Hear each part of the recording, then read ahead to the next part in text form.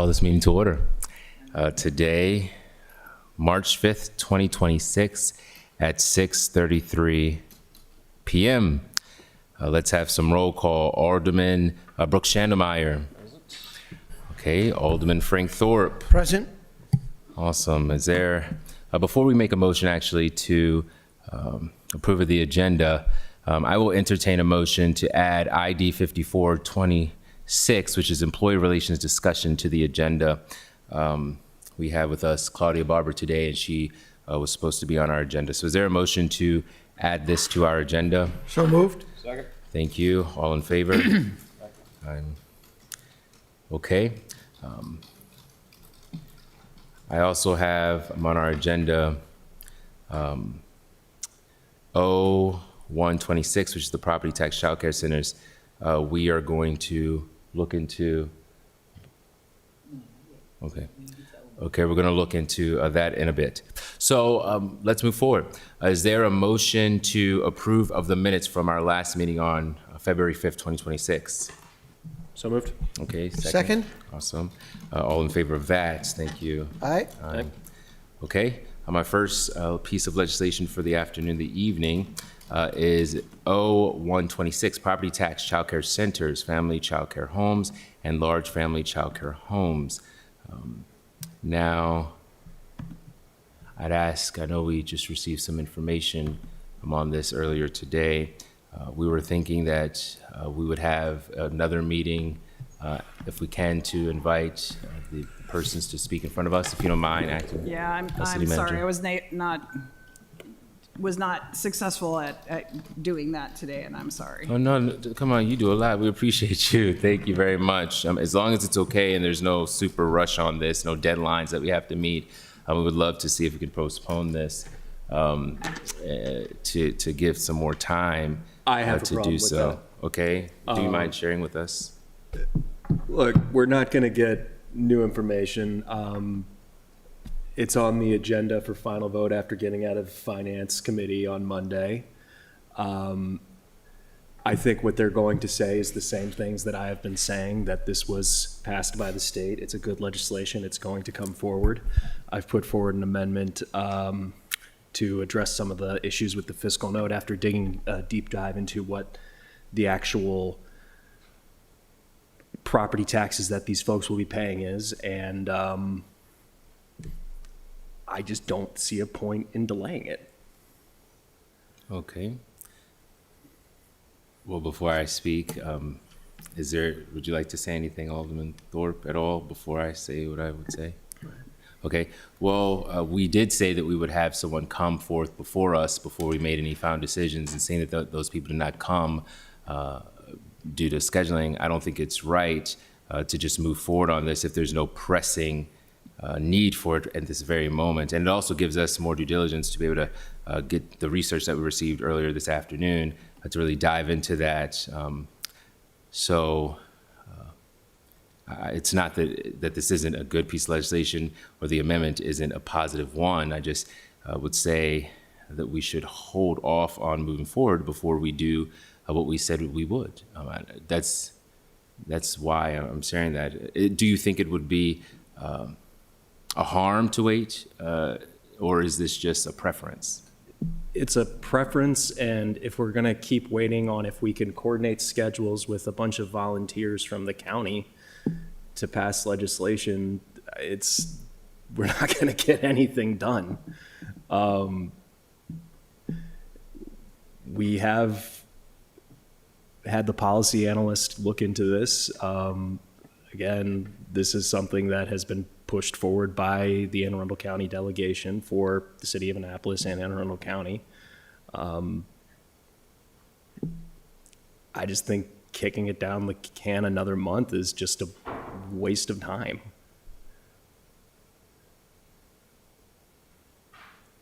Okay. I do not think that it's a waste of time. Is there, yes, Alderman Thorpe? I think I see both sides of this, and the sense of urgency, I think, is what we've got to figure out. I think there's the issue here, to me, is who is responsible for childcare policy for the city of Annapolis, for the staff and for the city council, what committee. In other words, I think what this legislation properly brings to light is that the shortage of childcare, as Alderman Schandelmeyer has said, is a problem in the city of Annapolis and should be addressed in a bigger picture. And I think what we agreed to last month was that this is an area where we could, in fact, work with the county, as numerous people have said, where can we leverage the benefits of the county or the expertise of the county and not have to have the own expertise here. So I don't think, especially with the reduction from 10,000 to 4,000, the city manager put out an email about that there is probably going to be, I think it was the acting city manager put it out, that we think the take rate of this is even going to be lower than we expected. And the goodness of it, as Alderman Schandelmeyer has pointed out, I don't know that anybody thinks it has a worry about this, but the fact that we're not looking at childcare in the bigger picture, what is our childcare, what is our policy from a city standpoint to improve the childcare situation in the city of Annapolis, especially when we talk a lot about what we need to do to encourage young families to move to Annapolis and stay in Annapolis. So if there's not a sense of urgency, there's a benefit to keeping this legislation as the driving force to get that. And then, the next question is it the Rules Committee, Mr. Chairman, that is going to take this on as a bigger picture, which might make sense with Alderman Schandelmeyer's input and all that. I guess the mayor would have an input as to that, as to what committee would look into that. But it does seem to me to make sense that we've got to look at childcare not just as one bit of constructive legislation, but as a policy. Waiting to delay what I am again going to state, a piece of legislation that was a priority from the Anne Arundel County delegation until we have a whole comprehensive policy that fixes every single element of the city's childcare policy, is a nonsensical waste of time. This is a good bill. This passed out of the Finance Committee in 5 minutes as it was originally written. And I am frankly a little flabbergasted at the delay on this.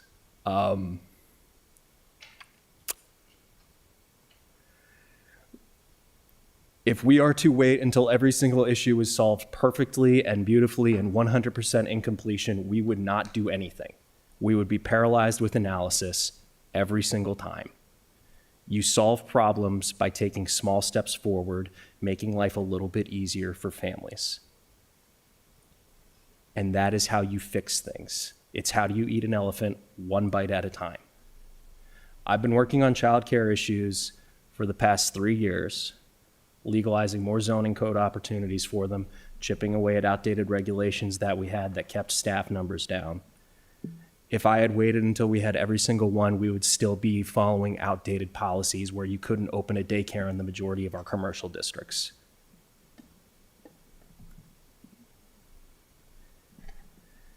We can't wait to coordinate every single policy that we know will move the needle forward until the county does something. We can't wait until we have the perfect witness for every single program. That's just how you get nothing done. All right. So what it sounds as if is, what was the point then of us saying in our last meeting that we should invite people to come here if now that they weren't able to come due to scheduling conflicts, we can't still extend an invite for someone to come at our next meeting? We're talking about a month. I don't think that it's a waste of time to have more time to research this and make sure that the impacts are what you're claiming that they are. For 4,000, I do support the amendment, I think, to lower the tax credit amount. I think that makes sense, especially if we're talking about budgeting properly. But I don't think it necessarily makes sense for us to move forward on this if we haven't given the information to our committee. We haven't had the time to have those people come forth and give us some information. So what was the point of us requesting it at the last meeting? What information do you want? So I think we laid out an entire list of information, including which businesses were going to be impacted, the diversity of those businesses. We did speak of that. Do we have that information? We have a list of the licensed childcare facilities in the city of Annapolis. Yeah, not demographic characteristics of those businesses. Did we talk about the capacity of the businesses, where they were currently? Did we talk about how this legislation would improve of the capacity? Did we talk about the biases that go behind child care companies or businesses, where they bring in certain families and do not include others? I mean, did we talk about any of that? We didn't. And I think that having a larger conversation with members from the county level who did do that research would just be beneficial. I don't think we are losing out by doing that. We're not saying we're not going to support it in the long run. We're just saying, hey, let's have a longer conversation. Those questions that you ask, I guarantee you they're not going to have specific answers for, because they don't dive that deep into it. They don't know the race and breakdown of the child care facilities in the city of Annapolis. We have a list of where they are, where the location is. I don't know if we have an idea of their exact capacity limit at this time. I don't know if the county has an exact limit of that capacity, because that's just information not a lot of people take. The state probably has a list of certain things, but again, others, they're just data we don't collect. But the beauty of the tax credit is it's not limited. It applies to anyone who wishes to apply for it. And that's how you can cut down on these wait times. And I guess part of my frustration is some of these questions, while important, are not relevant to the legislation. It's a tax bill.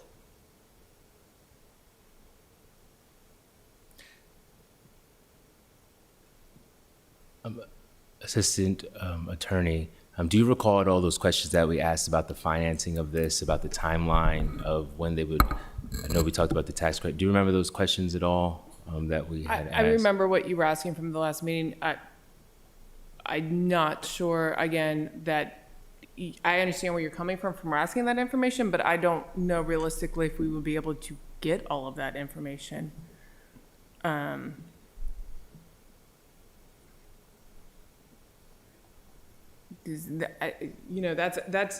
That's a bigger state level issue about licensing that the city's doesn't really have any authority over. We're offering a tax credit, which we do have authority to do something about, but we don't have any legal authority relating to licensing of child care facilities. That's a state decision. So a lot of your questions and concerns would have to be handled at a state level, not at a local city level.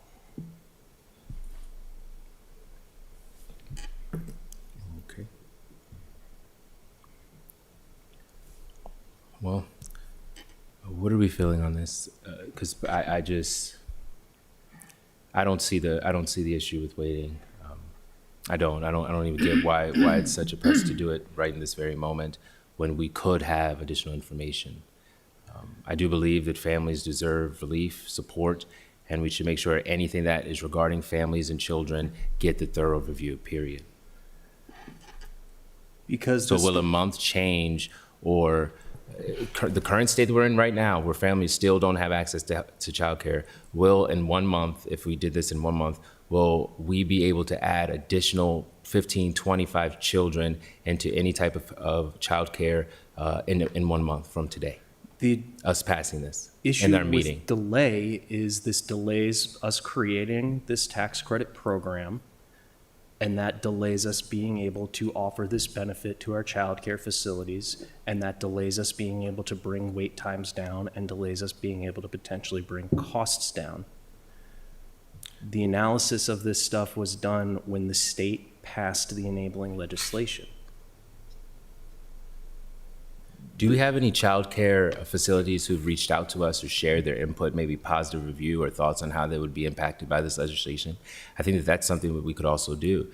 Maybe we send an invite to all the 40-plus childcares that we have in the city, and we ask them, hey, what's your testimony on this? How have you been impacted by this? What would you need from us to make it better for you? How do you think it would impact the families and the children that you are serving? We don't even have that information. We're just throwing money out there thinking and expecting. We're saying that many people won't even be interested or know about this. So if that's the case, why we should be doing the work in the forefront by promoting it, getting out to them, telling them about what we're doing, so that when the time comes and this does pass, they will be fully aware. Have we done that at all? So normally that is part of what the council looks for in the public testimony associated with any ordinance. It's an invitation to the public at large, which would include businesses and stuff like that, to let the council know their thoughts, how that affects them, and the rest of that. So that's sort of built into the normal legislative process. Okay, there hasn't been any intentional direct to the businesses themselves, more so a general to all people. Yeah, that's what it would be. It wouldn't be directly to them because this legislation is impacting them directly.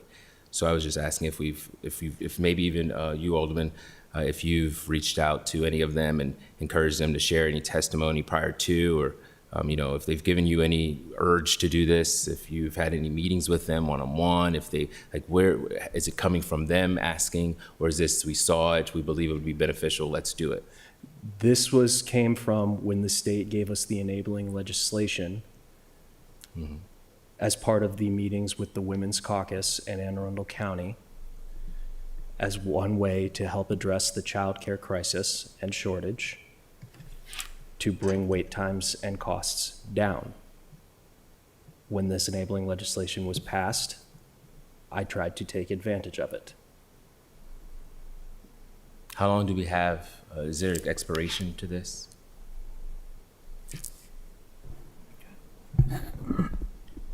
You mean our legislation, or legislation can To only... the tax credit? The tax credit? No, it was approved. It's part of state law now, so it's not going anywhere. So no, there's not an expiration per se in the state law from when we have to enact it. They've enabled it for us to enact it when we see fit. But I would echo Alderman Schneidermeyer's remarks, is that a lot of this was already done at the state level. A lot of the questions you're asking, the research, the input was already done at the state level before We the actually state asked before for the someone to state come in enacted. from the state. We asked someone to come in from the state But to see how it would impact Annapolis. We can ask. We cannot demand someone. Oh from yeah, the state. we should. That's what that's what we asked at the last meeting. Correct. But a lot of their stuff is already up in reports that are on their websites. And I would also say that a lot of the reports that we receive are already up and on the websites. So it's not about that. I think it's What- about the process of getting input from those who have done the research so that we can see them face to face and ask any questions that may just arise in the moment. Does that, I mean, we can ask, but we can't legally demand that they come. Sure. So there might be a stalemate. If you're saying you're not willing to do it unless someone comes, we can't require them to come. All we can do is ask. Okay, Alderman Thorpe. Yeah, I think we're finding ourselves in a tough spot, and I don't think we should take this personal. Any of us should.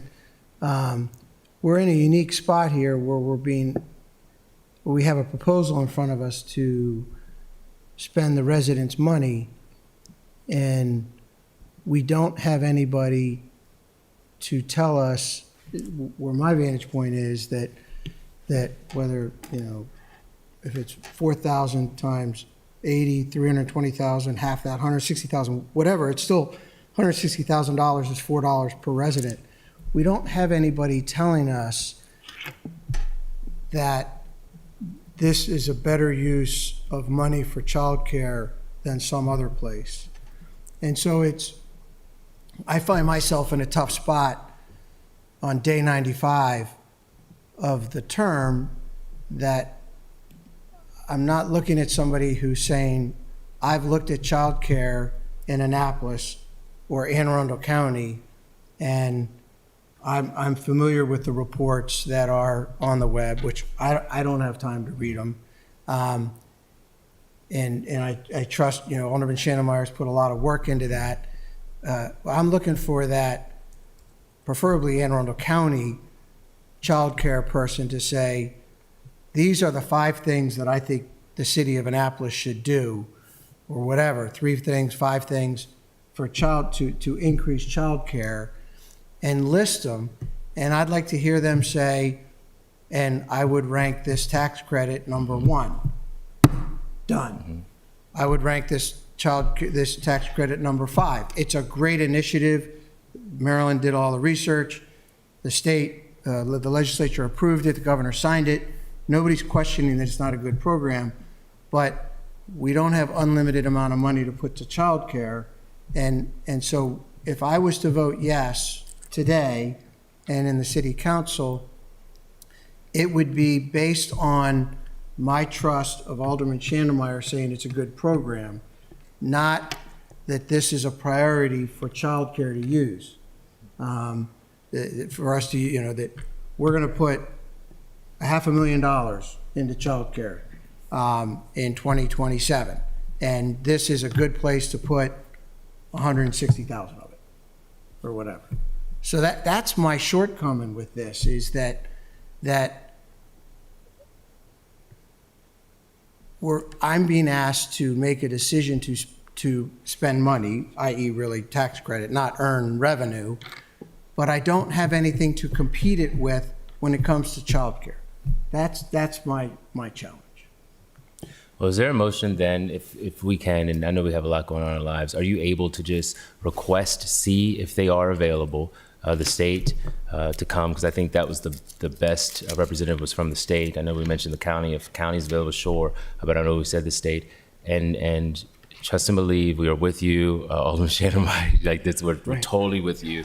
Please, it's not about that. It's more so about us doing what we can to get as much information as possible, so that we're confident that this is the best thing to do for our families and children. Not to say it isn't, but this is a priority for our family and children, and the money should be in their hands as well. And so, is there a motion, if we can, to postpone this until we can get those representatives in front of us, or at least an email? Maybe they can email us a whole bunch of information, but I'd prefer them in front. I think we would prefer them in front of us because there's a lot to read there. Is there a motion to postpone this until then, at least? And if not, maybe an alternative motion that you all can put forth? It's the legislative session, and we're trying to get state representatives. I think the county is what we're looking for, right? Yeah, state or county, whomever is I available think to come. Isn't this an example? What we talked about last month was this was an example where we could invite the county to share their expertise with us. I don't know enough about what child care program management the state has compared to the county has. My first inclination would be to go to the county, which is what we talked about last month. I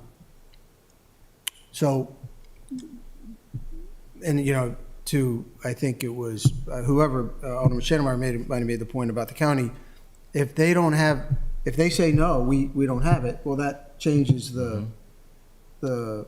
calculus, right? I mean, but to me, it makes sense if there's somebody in the county who manages child care programs, that they would be willing to testify to us about how best to enhance child care in Annapolis. And what if they can't come again?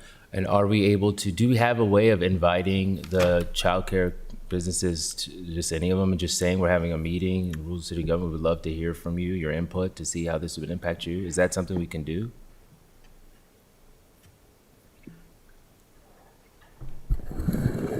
I think that's definitely something we can do. Obviously, can't, I Guarantee don't it. have control over who responds to Sure, that. sure. Yeah, but we'd love to invite them here at our next meeting, so that can be the final, hopefully, so that we can make some decisions on moving this forward. But I do not believe tonight's the night, because if that was the case, we should have just voted on the last meeting when we didn't have any of this information. And that wasn't done for this very reason, so. But we do have to move forward on it, so there's either a motion that we're going to postpone it, or there's going to be a motion that we move forward. So I'd ask, I move that we postpone it. okay, is there a second? I will second that. All in favor of it? Aye. Thank you. We're going to move forward with our agenda. We really appreciate those coming to speak with us on the future elections here in our city, the city that we love so very much, capital of the state. So I'd welcome, I know I don't have we have David with us today. Okay, yep, we have, okay, David, and yeah, please come on up if you don't mind. Yeah, and we have Jared, okay. Yes, hey, Jared. Maybe we start and if you don't, maybe introducing yourselves, sharing with us who you are, and then we'll start at the top on down, if you will, at the top level if we can, or if you have a preference, we can start with Dave. Okay. Jared Demarais. Oh yeah, let's turn on that mic if you don't mind. Sorry, I'm used to other ones there. So Jared Demarais, State Administrator of Elections. David Garris, the Director of the Anne Arundel County Board of Elections. Richard Jack, the Deputy Director of the Anne Arundel County Board of Elections. Thank you. All right. I think we'll start with David and his comments there, and Sure, absolutely. Let's do it. Any level. We love it all. Thanks. go for it. Sure. Well, thank you. Excuse me, if you don't mind. Do we have anybody remote? Logged in? So I believe that for the virtual, we don't have her. Okay. Thanks for clarifying that. We are going to have her come forth at our next meeting. Yeah, please, if you don't mind, David. Thank you for inviting us this evening. For the record, Trudy McFall, the board president, sends her Yes. regrets that she can't attend, but she looks forward to talking to you in the future. Yeah, next meeting. Earlier today, I emailed a report to Kaylin to share with everybody. It is a administrative history of the relationship between the Anne Arundel County Board of Elections and the City of Annapolis with regards to your election. So my report outlines the revolving administrative and fiscal relationship between the City of Annapolis and the Anne Arundel County Board of Elections since 2009. What you see in our history is a transition from kind of an informal cooperative service model to more of a complex, high-risk operational contract. So under Maryland election law, the relationship between the city and the county is kind of a blend of two components. The first is our statutory obligation. What we're legally mandated to provide in the election law is the certified list of the registered voters for the city. And we do that at no cost. And then the optional contract, the optional part is that the City of Annapolis Board of Supervisors of Elections, they're the ones legally responsible for conducting the election. Any support beyond the voter list, such as providing equipment, poll workers, canvassing, and help certifying, is optional and is formalized through a memorandum of understanding between the county and the city. The way to think of, in this case, the way to think of the County Board of Elections is a vendor. We're sort of a vendor in this. And your election does have a pretty significant scope. Your election is serving an electorate of 25,473 people. And that is a size comparable to or larger than 6 of the Maryland counties. And our history will show that it's been a changing dynamic between us. In 2009, we worked with an informal agreement, and unfortunately, there were disagreements over cost reimbursements that led the Anne Arundel County Board of Elections, my bosses, to decide against future participation. And in 2013, the city administered their election independently, and they concluded that the model involved much larger scope and higher costs and greater liabilities than they anticipated. In 2017, we created a MOU between the city and the county. And in 2021, in adjusting to the COVID process, the city and county were both sued and named as defendants. And this, to my board, demonstrates that there's a higher liability in conducting elections. Society's just become more litigious than it was in 2009. And then in 2025, we've seen a changing landscape. There was emergency legislation proposed and passed by the Maryland legislature, which mandates that the city establish an MOU for the voting system with the State Board of Elections, and then establish a second MOU with the Anne Arundel County Board of Elections for services and support. And this arrangement has been more expensive. For the equipment, it was about $76,000 for using the equipment for the two elections, and then about $150,000 for Anne Arundel County staff hours and services. Now, there have been some pressure points. Then there's some future risks between the Board of Elections and the city. One of them is limitations that are coming from SBE and the legislature. While Annapolis is one of 4 exceptions, the State Board of Elections is withdrawing or limiting the amount of service and support they're giving to municipalities. And while we were happy and in place to provide services for the 2025 election, for 2029, the landscape may be different.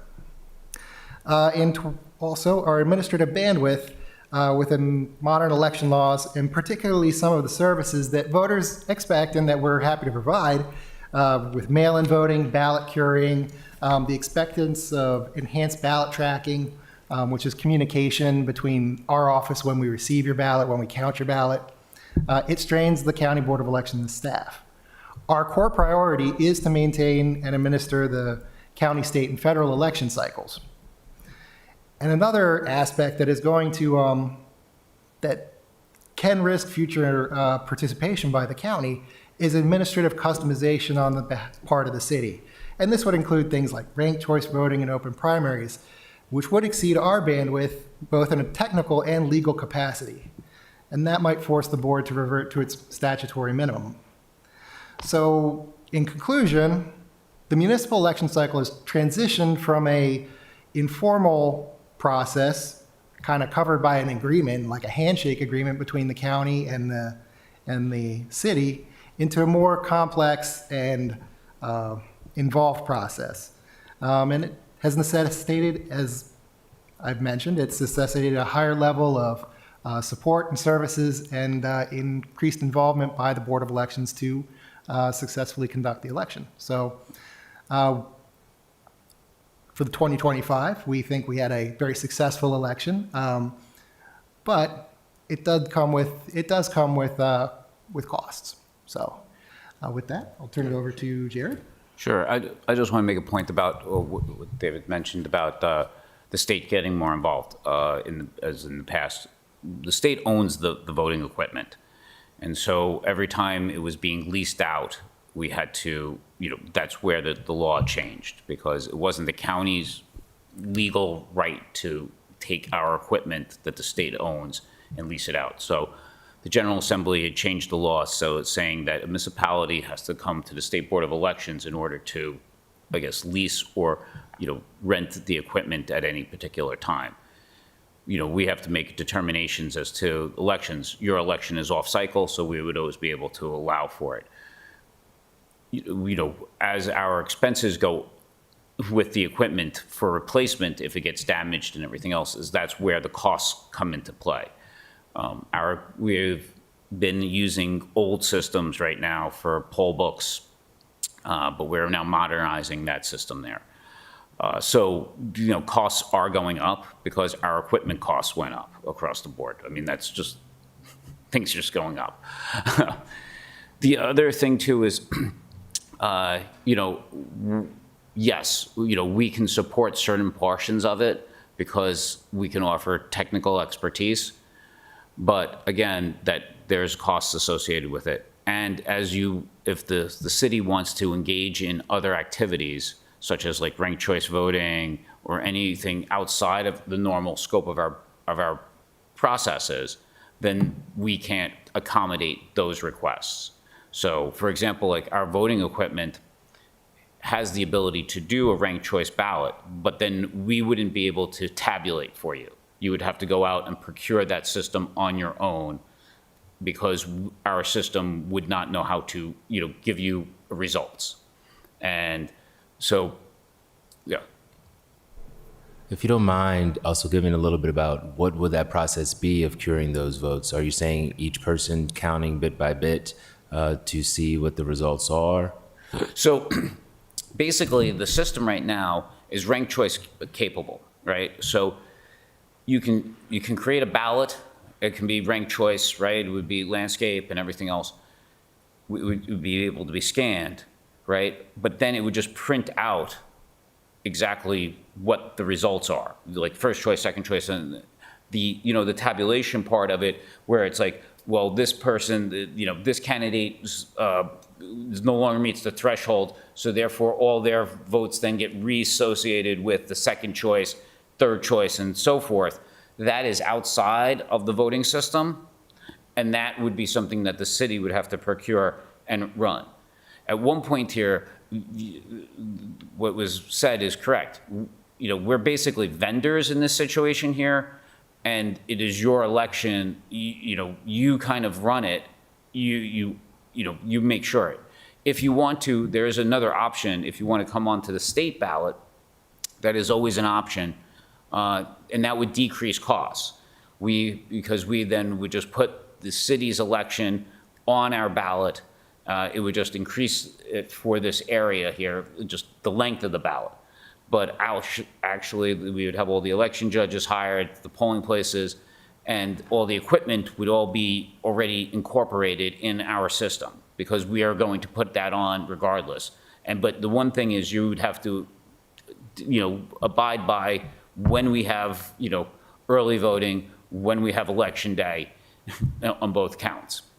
And you would not be able to do any ranked choice voting or outside the scope of our normal processes because we would just tabulate it at the county level. The county would then just produce the results at that point there. But yes, anything outside of that is more like, we would help facilitate, but at the end, it is your election and you bear ultimate responsibility for it. Yes, please, Alderman Shannon. Thank you. So I can understand how a system like ranked choice voting might throw what we currently operate with out of whack, being a little more unique than any other election style in Maryland. How would open primaries be detrimental to that? That feels like a smoother change. So that change may be coming a lot sooner for us for 28. It seems that the General Assembly is looking at and is passing this idea of allowing unaffiliated voters to affiliate on election day or during early voting. So it's not an open primary in a sense that, kind of like everyone votes for everyone.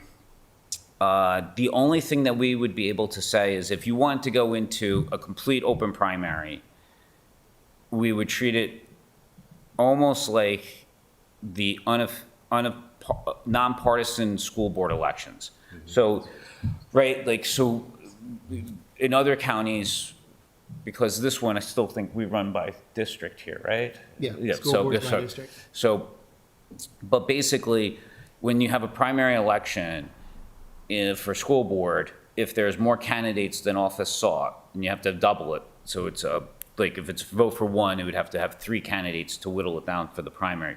But basically, at that point there, everyone has that ballot. Unaffiliateds can come up and vote on that particular election there. That's something that would have to be worked out. I don't want to commit to saying that it can be done. There would be processes to probably work through technologically on that front there. But there is kind of an open system already that occurs. And would something like universal mail-in voting have similar impacts, or is that something that, since we already have experience with, could be accommodated? So if you wanted to go to an all-mail ballot. Yeah, let's say hypothetically, nothing changes with the overall structures or partisan style. Right. It's just everyone gets a ballot, and then we're also open on election day for if you want to do it in person. So if you want to come onto our ballot, you can't do an all mail because, you would have to abide by our rules, which would be, we would have a permanent mail-in ballot list. People can go on that list, but they would, if they're, wanting to vote in person, we would still have all the early voting sites as well as the election day sites. If you wanted to do it as an all-mail ballot election for the city of Annapolis, staying off cycle, then that is something that we would be able to help talk to our vendor that does our mail ballot program for you. You can, I think that there are procurement laws where you can piggyback off of our contract at the same rate. But again, we would give you the list of all your voters, right, as provided, and then you would talk to the vendor itself. And then the vendor would be communicating with you for the bill and then the mailing out the ballots. We would then be able to even provide possibly some drop boxes as well for you, but I think you have your own drop boxes here, because I saw them around in the last election. But yes, like we've done that with the city of Rockville, where we give them a list of, like, here's all your registered voters. They then talk to their vendor, and the vendor and the city then work out the time when the ballots are to be mailed and the schedule. And one final question, is there any way that we can sync up with the state's permanent mail-in list? Because that did cause a lot of confusion during this most recent election. People had signed up for permanent mail-in registration for the federal and the state elections, but during this most recent city election, they didn't get their mail-in because they didn't realize that we had to request it separately. Is there any way that we can get that synced? Because I do feel like that is at least a very easy. Yeah, that's probably the easiest of fixes. I would have to say, it's an interesting question in a sense, right? Because at one point here, what you're trying to say is, we want to get onto your list, and you're, in theory, telling me what to do, which is a city telling a state agency, which is kind of a stranger, like legally speaking, right? But I think overall,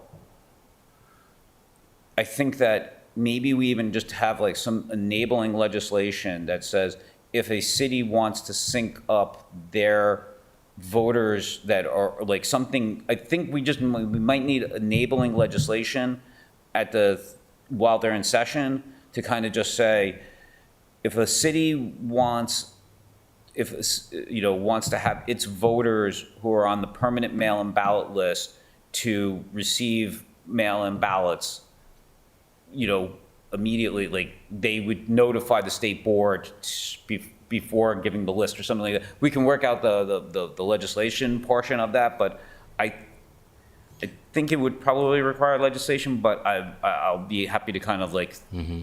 So think it's about technically doable, but would require legislation. Right, exactly. I mean, like, basically, we have your voters, like, we have the 25,000 in the voter list here, and we have who's signed up.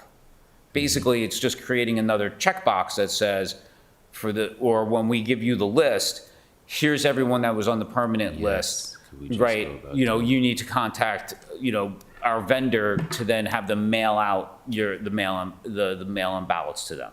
or something to that effect. You know, like, or if it's something where, yeah, we can kind of, or like the city passes it, and then as we give you the list, we would break it down and saying, here's your 25,000 plus, and then a separate category is, here's everyone who has already required or asked for a mail-in ballot. So Yeah, that it's would- there, that'd be awesome. we have to just kind of figure out how to get it done for you. Well, sounds like we need a trip to the state delegation, eh? Thank you. Yeah, because, so for the immediate then, because that sounds like that may take some time with the restraints of session almost kind of ending. So for that very question of syncing voter rolls, how often do we sync our voter rolls, and what's the accuracy surrounding it when we say that we have about 25,000 voters? And I ask this question for many reasons. One of them is a concern of sending mail-in ballots automatically to people's homes was that some homes were receiving 5 ballots and only 2 residents lived there at the time.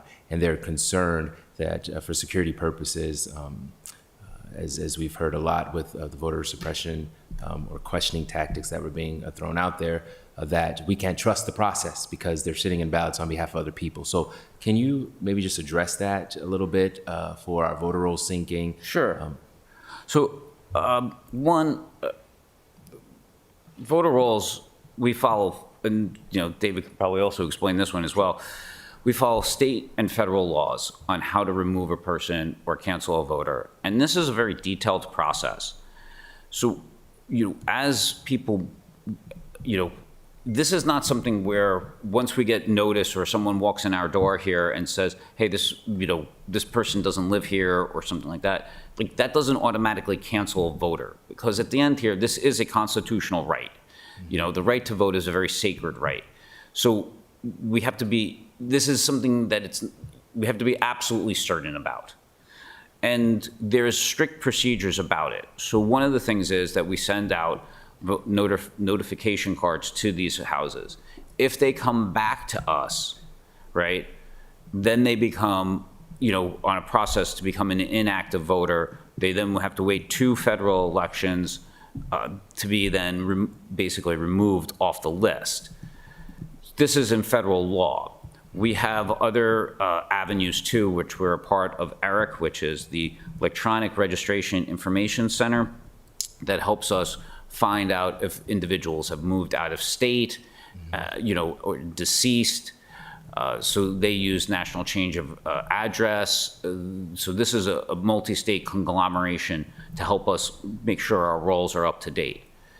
So if people get mail at their home and we, you know, specimen ballots or anything like that, and they're not there, it is incumbent on them to send it back to us, because at that point then we can start our processes on this process here.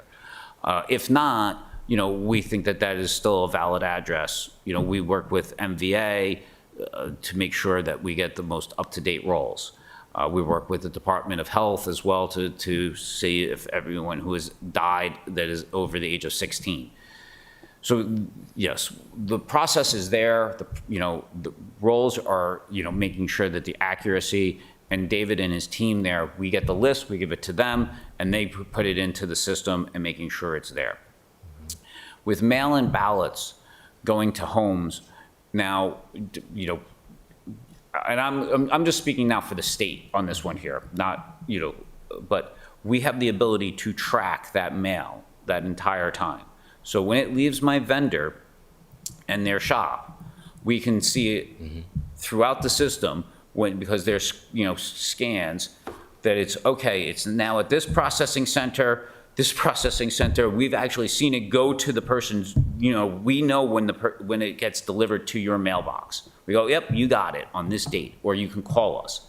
And you can actually track your ballot on our website throughout the process. Additionally, if you put it back into the mail system, we can see that it got picked up at this post office, was now processed at this center here, and is now getting delivered over to David. So again, you can track your ballot. With that, not only do you have the ability to track it, you know, with the website, we tell you, you know, we send out texts, we go, you know, to your phone, the ballot's coming, so now you're on the lookout for it. And if you haven't requested it at that point there, like, hey, wait a second here, I just got a text from .gov here, I might call the State Board of Elections. Second, once you've received your ballot, right, you vote it, once David gets it, and it gets scanned into the system immediately there, we send out another text saying, we have now received your ballot to that individual. So now that person now has confidence that they have now gotten it. And then finally, we actually scan it when it gets canvassed, because at one point here, we go like this, it has been counted. So now you know that you don't have to go in front or go in person to vote, because the entire process is there. So it's been open and transparent, and there's security measures throughout the entire process to make sure that you know, it's getting delivered to the right address and it's coming back to the state board or to the local board at this point here. So if you do go to an all-mail election here, we can help with that and making sure how you track it and the systems that we use. But that would be, you know, something that we would help facilitate and be more technical advisors for you on that than, you know, you actually doing it. Because, like, again, we have our contract, you have to have your contract with them and everything. Oh, yes, do you have a question? Oh, yeah, yeah, we have many questions. Sure, yeah, I don't know if David wanted to add to any of that. Yes, Steve. Just to note, in 2025, we replicated as much of that process as we could at the local level, but that's not something that we can do at the local level for your elections when they're a standalone election. So that's, you know, it's like early voting and this enhanced communication that I mentioned. Those are features that you get with the statewide election. That comes with the package. So. Okay, please, Assistant Attorney. I was just going to ask Ashley Leonard, Assistant City Attorney, if there's any way to make the city election less complex. You've talked about how it's gotten more complex over the years. Is there anything we could do to make it less complex? I mean, and you might not have an answer to that. I was just curious if you had any thoughts. You can go first. You go first on that one there. I mean, well, I guess, elections are getting more and more complex. I mean, that's just the nature of elections here. You know, people, it's not as easy as just saying, oh, okay, like I put my, you know, a paper ballot and I, you know, stick it in there and go forward with it. I think the problem with it is, you know, I've seen municipalities, you know, throughout the state. Some are just literally like in this room with a glass box where people, like, it's because it's like 50 people in the town, you know, like, you know, they dump it, it's still the same way, right? Like, you're a 25,000, you know, population here. This is, you know, a community that's, you know, bigger than a couple of counties on that front there. So, you know, it is not something that you have, you know, campaigns that are, you know, highly financed.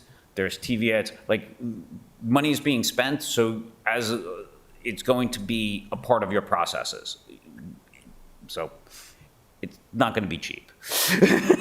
No, I was just thinking more like if we synced up with the state cycle versus being off cycle, would that help at all? If you sync up with us, that would probably, well, it would relieve headaches for, I know, for the local board of elections there, because then they wouldn't have to do stuff on the off cycle there. I mean, it would, you wouldn't have to buy ballots, you wouldn't have to buy, you know, additional equipment, you know, you wouldn't have to worry about all that stuff. It would just be a part of the process. But at the same time, you're also now abiding by state laws. So I have to say this, you lose some of your independence on that front there. Autonomy is lost. So I just want to say, like, you know, that's the balance here, right? Like, you come on board, it's cheaper, but you lose all your independence on how you want to. I know we talked a little bit how much money we do spend. Is that 700? We spend about. It's a lot. It's gone yeah. up consistently in the, Yeah, I would, so since from, I've started. from when we started in 2009, in 2017, I think it was a $5,000 fee that the county was charging to the city, but That's it? as it came to be, we weren't legally allowed to do that. So now it's about 220,000 for the 2 elections that we just had in 2025. Total $220,000 for the 2025 elections? Correct, between the primary and the general for the state, Both. for your cost to the state and then your cost to the county. Just want to say, our new voting system, just to give you a concept here, is over $100 million. That's how much it cost me to buy a new voting system for the state of Maryland. Say that again? Oh, look, all of the equipment that you're going to use, not in this election, but in '28, is over $100 million. Okay. All the equipment. Yeah, Okay. that's how much, and the poll books, that's another $50 million contract. That's, I just want to start Yeah. this is the scope that I, right, you know, that we're dealing with here, that that's how much this equipment and the software and all the certifications that these companies go through to give us this equipment that has been, you know, EAC certified, which is the Election Assistant Commission certified, you know, and moving it forward, like all that stuff to make sure that it was all safe and secure and everything. Like that's I just want to be like, that's how much it costs us to start buying and procuring all this system. And you're referring to not our city elections. No, I'm just Yeah. like, yeah, right, Yeah, yeah, just like, wanna be clear. like, right, just wanted to, right, like $100 million, yeah. You're like, we're not buying that stuff. What are we doing? Did you want to say anything, Madam Clerk? Yeah. I was just going to say, basically, if anybody asked me, since I've been doing this longer than anybody on the city side, I just think it's a very simple fix, and it would make the majority of the taxpayers happy. If we would jump onto one of the elections, there would be no cost to the city voters, or a minimal one, and we change our code section and strike the whole thing and just put refer to the Maryland State article on elections. One-liner. Save the taxpayers $220,000. You might get more votes. You might get more people to come out and vote. You don't know. But I'm just saying, it saves money. And so if the goal is to save money, then we might need to look at moving in that direction. Because if they are saying that we're going to need a vendor to do, that we're going to need to have an MOU with the state, with the county, and also possibly hire an additional vendor, the election for 2029 is going to be more than $220,000.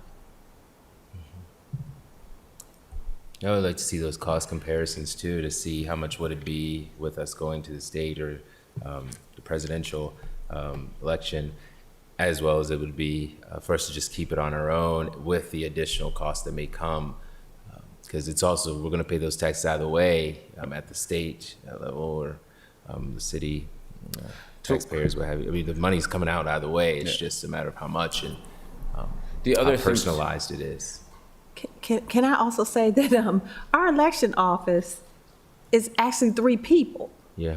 3.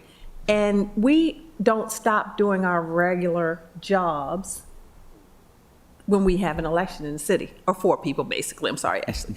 But we don't stop our regular work. All of the election things are in addition to. So we would need some more staff Right. to accommodate the changes, because something's going to fall through the cracks if we don't have staff. Okay, So there's a I fee. know Alderman Thorpe has some questions. We don't want to hold you all night. Sure, We are it's kind of okay. here. And we can, of course, ask Trudy when she comes with some more questions, but this is very important. No. So we appreciate you all. Please. Thank you, Mr. Chairman. So I'd like to take a step back. Can you explain to me again your exact roles? Sure, I'm the state administrator of elections, so that means I am the person that is in charge of overseeing and administering state elections for Maryland. So all the policy initiatives from the state come from my office, and then I oversee the 24 boards of election, including Anne Arundel County. Okay, thank you. I'm the director of the Anne Arundel County Board of Elections, so I'm in charge of actually executing the project plan and making sure all of our i's are dotted and t's are crossed, and that we're following all the rules, regulations, and laws that Jared is putting out through the State Board of Elections. Okay. I'm the deputy director, which means if he's Batman, I'm Robin. Okay. That's probably the easiest way to say that. So, at the risk of embarrassing myself, you two are volunteers. No. No. Everyone's paid. You're county employees? No. We're state employees. So State the employees. So the Anne Arundel County Board of Elections is a state agency that's fully funded by the county. Yeah. So we're sort of in that middle ground, that gray area between being in the state or being in the county. But for the purposes of your election, we're almost like a vendor. So we're selling you the Maryland State Board of Elections certified and approved method of conducting an election. Okay. Right. So I promise I won't take you back to the beginning of 1776, but what happened? Was it 2013 elections in Annapolis that didn't go well? 09?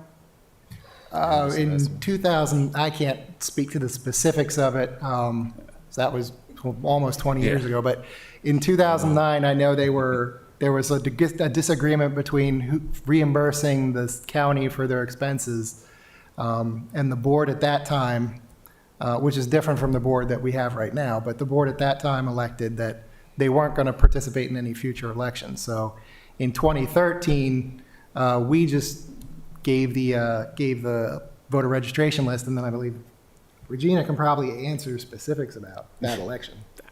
Or I can. Or Ashley. Okay, please, if you don't The mind. 2013 election was extremely unpleasant. We were at the unheated rec center that is now those fancy condos for 4 or 5 days in a row 5 till days. about 4 a.m. in the morning. Back to And then we came back at 8 a.m. in the morning. It's terrible. And it was run by minimal staff as volunteers. And we Me and literally Teresa. were there like all day. We sat in chairs that we pulled out of like surplus. Mm-hmm. And it was horrible. And we had to, it took forever. And we got through it, but it was probably the most miserable election I have worked. So what changed in 13? 13, we had to do it by ourselves. So it's the city of Annapolis staff ran the election without Correct. the county And or the with- state? Without any whistles or bells. We're talking, it was mostly, Bare I think, bones. paper. Yes, we have lots of Okay. paper. All right. So going forward, what is the city's options for the 29 elections? Or actually, let me say, what are our options? Yeah, let me say 29. What are the options for the 29 elections if we stuck with the course for every 4 years? Is it to do the same and something else? I just have to say that 29 is like too far out, because the legislature passed a bill that states that if the city doesn't coordinate with the state within 18 months prior to our election, they don't have to help us at all. Isn't that kind of what that happened? We received something that stated there's an 18-month No, period there's that we not. had to notify. Yeah. So Yes, something within 18 months, we have it on our new calendar, that was passed about 2 years ago, and they said if we didn't notify the state administrator by a certain time, that they had no obligation to assist us in future elections regarding the machines. So there's one law that says basically if you want to come onto our ballot, I think you have to notify us 9 months before the primary election.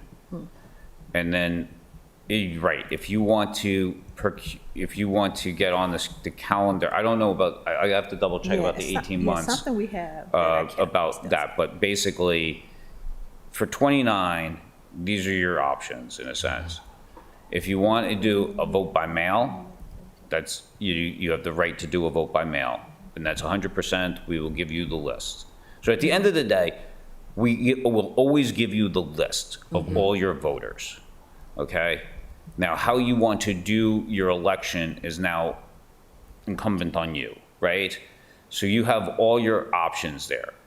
But if you want to use our equipment, right, which is, a scanner or the ballot marking device, let's just say, because that's for disabled voters, so everyone can use that.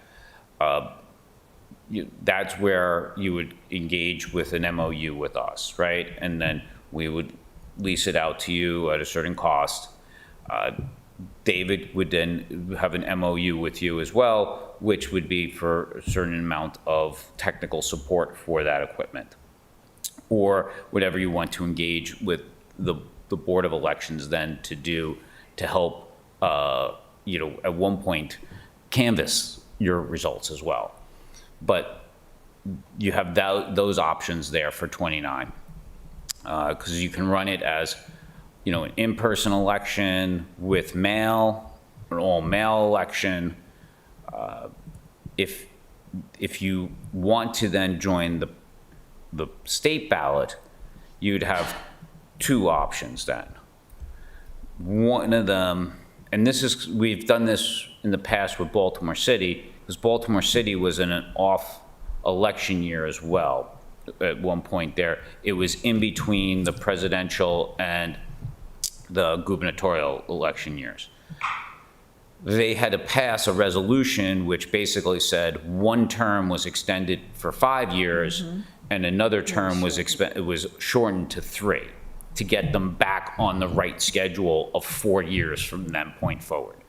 So if you were thinking about joining, let's say, the state ballot, it would be for 30, and you would have to extend this term to an extra year, and then the next term would be shortened by a year so that you would then be on that 4-year cycle.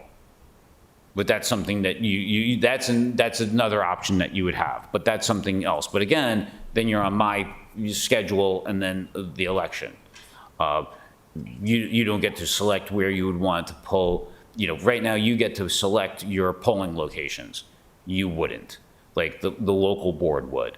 And then it would go to the state board for that approval. Like I said, at that point there, you're then just like, you're just an office on the ballot, not, having any sway as to locations or anything like that. Well, you could, but you just have to go in front of the local board of elections when they make their election plans as to where you would want placement of polling places or early voting centers. But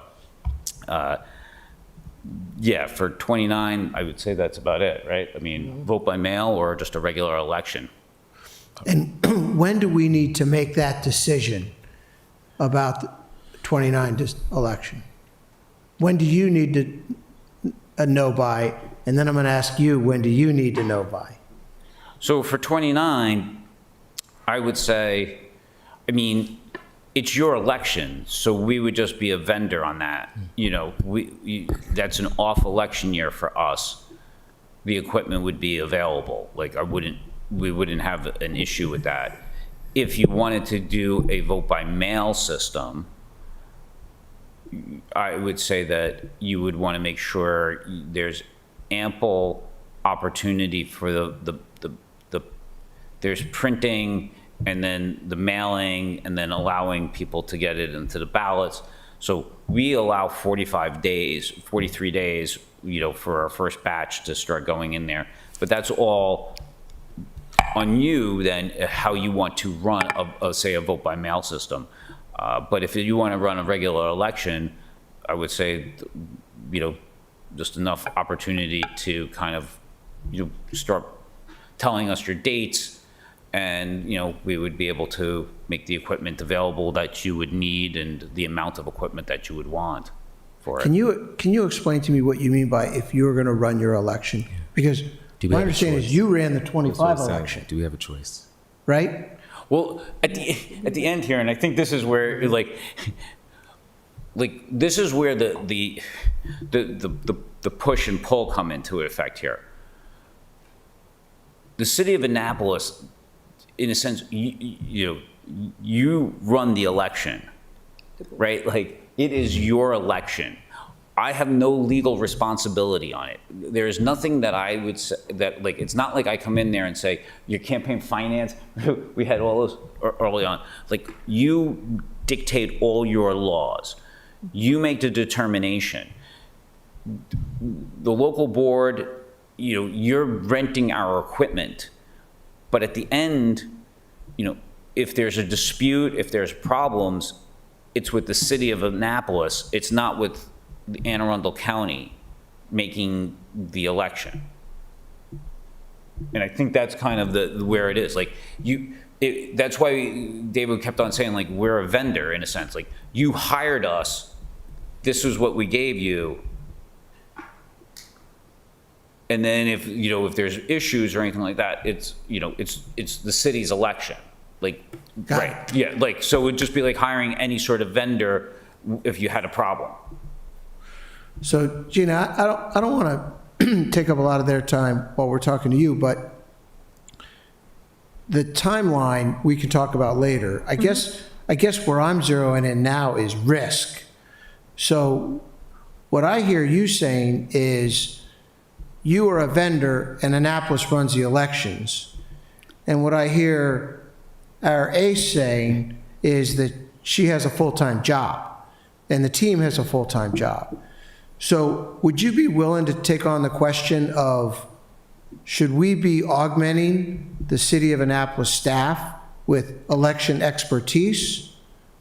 Or do we have that in-house from a capacity and expertise standpoint? And I'll open it up to anybody that wants to take that question on. And can we take it a little further, if you don't mind?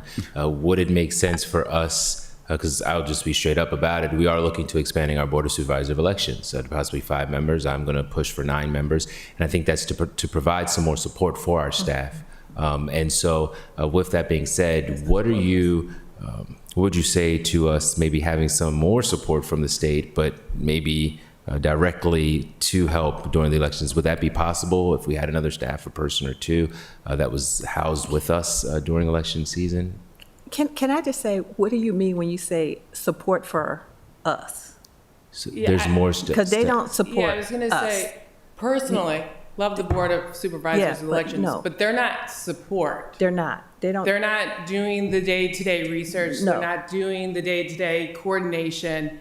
The board does help as like an authority figure to run the election, but they don't provide support. No. They don't provide, like, if we're looking that, like, we need to staff up for elections, a bigger board is just gonna, in my personal opinion, create more issues. Yeah. 5 would be helpful for quorum reasons, but trying to still only have 3 staff people in-house trying to now coordinate 9 people on a board would make things harder, not easier.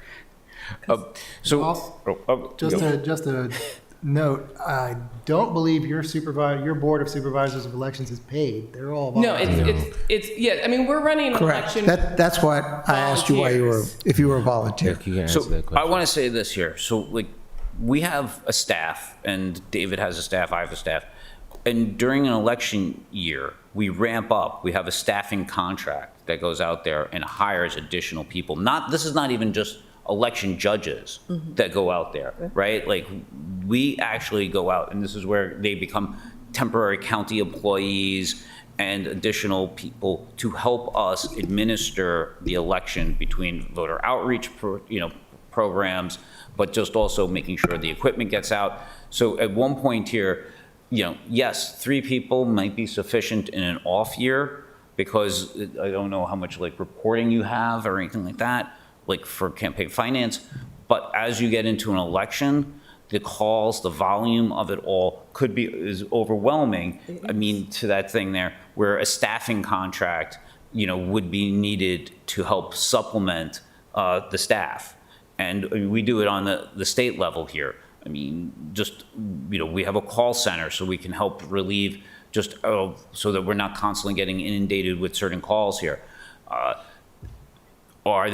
Is there ability to use new technology? Yes. Oh, I've kind of started to go down that road, especially with chatbots. But let me just say this, elections are usually complicated, and you want to make sure that the information is correct, and you know, even if the chatbot gives out, 90% of the correct information, you never want to have that 10% get wrong information, because it's a voting, it's a different concept. Like, we have to be 100%. Like, this is, if you're at 90%, that's great for for every other business, not elections. Right. Right? Because then you guys are going to be like, by the way, 10% of my population didn't get the right information, and it cost me the election, or like did it this way. And that's not how we have to operate. So to that point, is your level of confidence in the Annapolis elections higher or lower if we are off years or if we're on an even year? I don't want to comment. I think that your staff has done a fantastic job.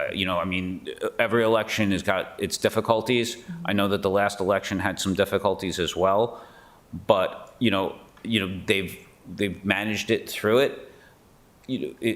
At one point here, I just think that what I'm hearing is universal in a sense.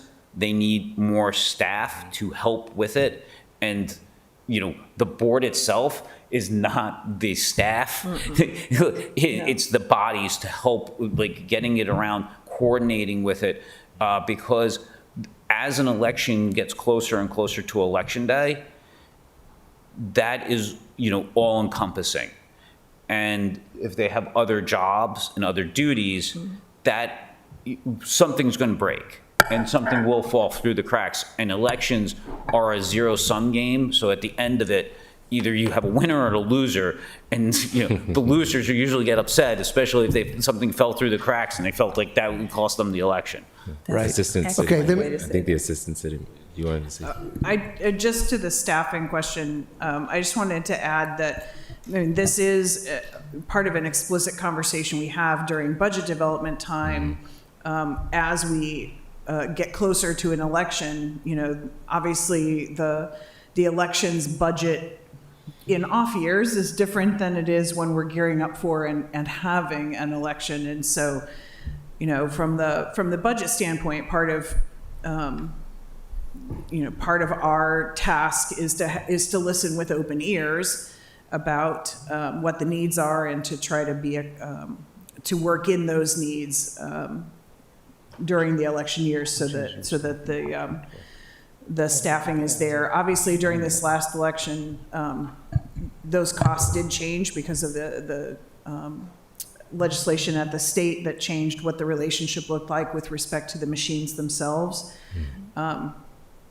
But that is part of our budgeting task, is we do some ramp up as elections come up.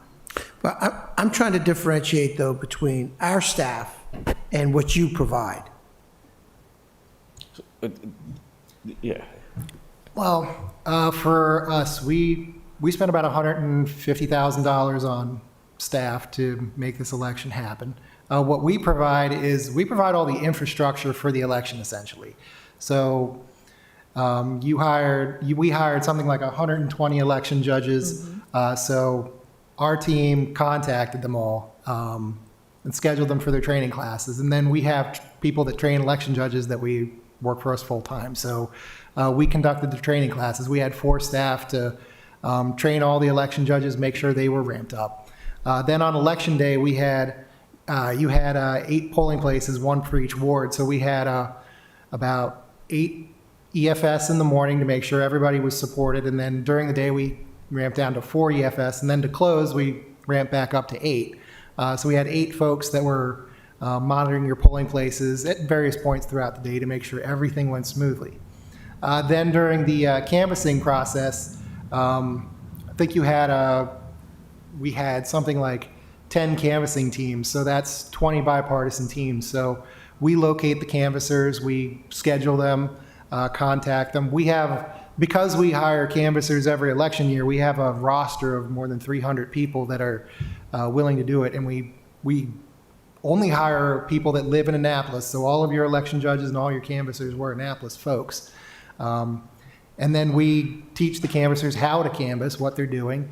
And then we also support Annapolis's board as they work through questions that come up and just all the incidental, the tasks that come up and all the things that you don't anticipate. Like there's construction on West Street, so now we have to make sure there's signage to guide everybody to City Hall through a different route, something like that. There's all kinds of things that just come Got up. it. So we get that from you for $150,000. Correct.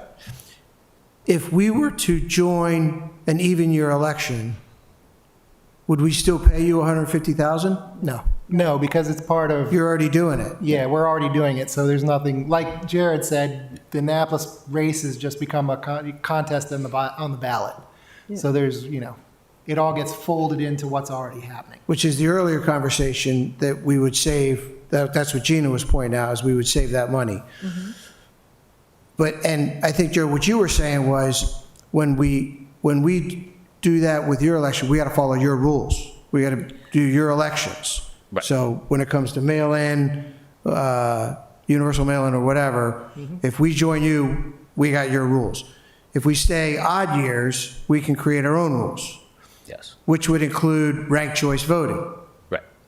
So if we were opted to go to ranked choice voting on odd years, would you all provide that expertise to advise how to do ranked choice voting, or would that be on the city staff responsibility?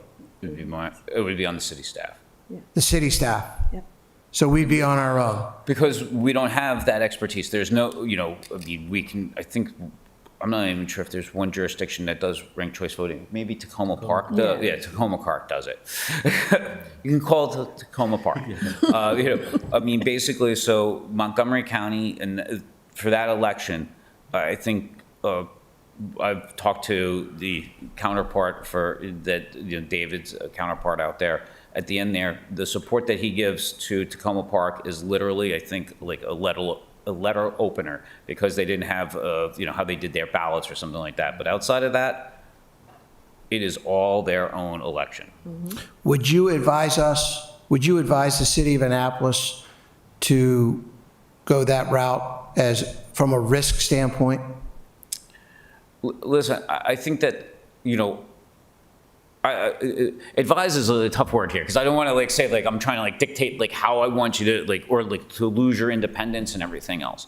I think overall, if you join the state ballot, the amount of voter education, the voter outreach is far superior than what you would be able to do, with turnout. I mean, you can see the numbers, right? People know on election day for state office, when state, June 23rd or in November, or if you join on the presidential year, right? You probably a presidential year, because then you don't have to compete with the state offices. The turnout is way higher than in an off-year election. I mean, that's just it. And you would have the state office, the state campaigns, everything else that would be supplementing whatever the city wants to do about its own elections as well, for voter outreach in the community. As a person who, I don't live in Annapolis, I live right outside of it, but I mean, you can see, that would be something that would be beneficial to everyone here. The cost would be way less, because the state is already doing the election, and you come on it. But you're not going to come and tell me and say, we want to do a vote by mail, or we want to do ranked choice voting, and I'd be like, nope, that's off the table.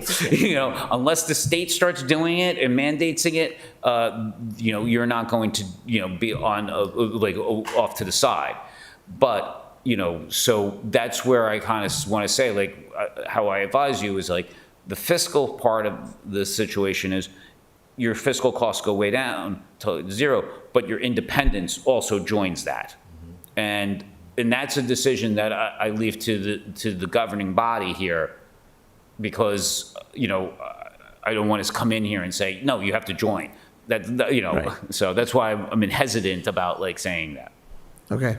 Thank you. Thank you, Mr. Oh, Chairman. yes, absolutely. Will there ever be a time, or do you foresee it being a time where we would be kind of quote unquote forced or encouraged that this is really our only option to sync ourselves with the state? You can talk to the delegation, because they're the only ones that would be able to force you to come on onto there my is ballot. no- yeah, If not, there is you're no- an independent agency, you know, right? You're your own governing body at that point there. You know, listen, I always like elections. I always want to support elections and move forward with it. You know, as things progress, you know, we're always kind of there to help with the equipment. But at the same time here, like, you know, David and I both have a different job, and we have a different mission and mandates. So we have to make sure that those are always taken care of first. And the city election is something that we would help support as a vendor to make sure that it goes smoothly. But it's, you know, that's not our mission. You know, that's the mission of the city. Did you, I know you had mentioned something about that 18 months of notice that we may have received. So there's nothing coming soon where we will have to be in sync with the state. I'm just making sure that that is true. Okay, so we can remain for the next years until something does come through to have our own independent elections. Okay. So just making sure that so the people know. There's so many questions, but we're at 8 o'clock, and I don't want to hold y'all much longer. So maybe we can provide some to Trudy, but so the USPS, they changed a little bit of their, so that's a concern of if we do the mail-in ballot process with their stamping and confirming when ballots had been received. How do you all see that maybe changing the mail-in ballot process for us in our state? And even if you know of any, how it would impact us as a city if we do the more mail-in or just our regular mail-in? Because we saw an issue in this last election with how the mail-in ballots were handled. We might have discovered that issue. We might have been the ones that brought the cat out of the bag. Hey. It is a concern, because without knowing it, we did have a period where the post office wasn't delivering mail to Annapolis at all. So yeah, that was a pretty, and that's something we have to watch, and it's something that now we know we have to watch, and something that we have to emphasize for voter education, particularly if you're going to vote by mail, to try and use our drop boxes as much as possible, because that eliminates that risk that exists with USPS. And on that note, David, I just have to say thank you very much for assisting us with getting the ballots through the post office to your office. We appreciate that, because we ran to several post offices trying to figure out how to get that done, and you guys made a call, so we appreciate it. Thank you.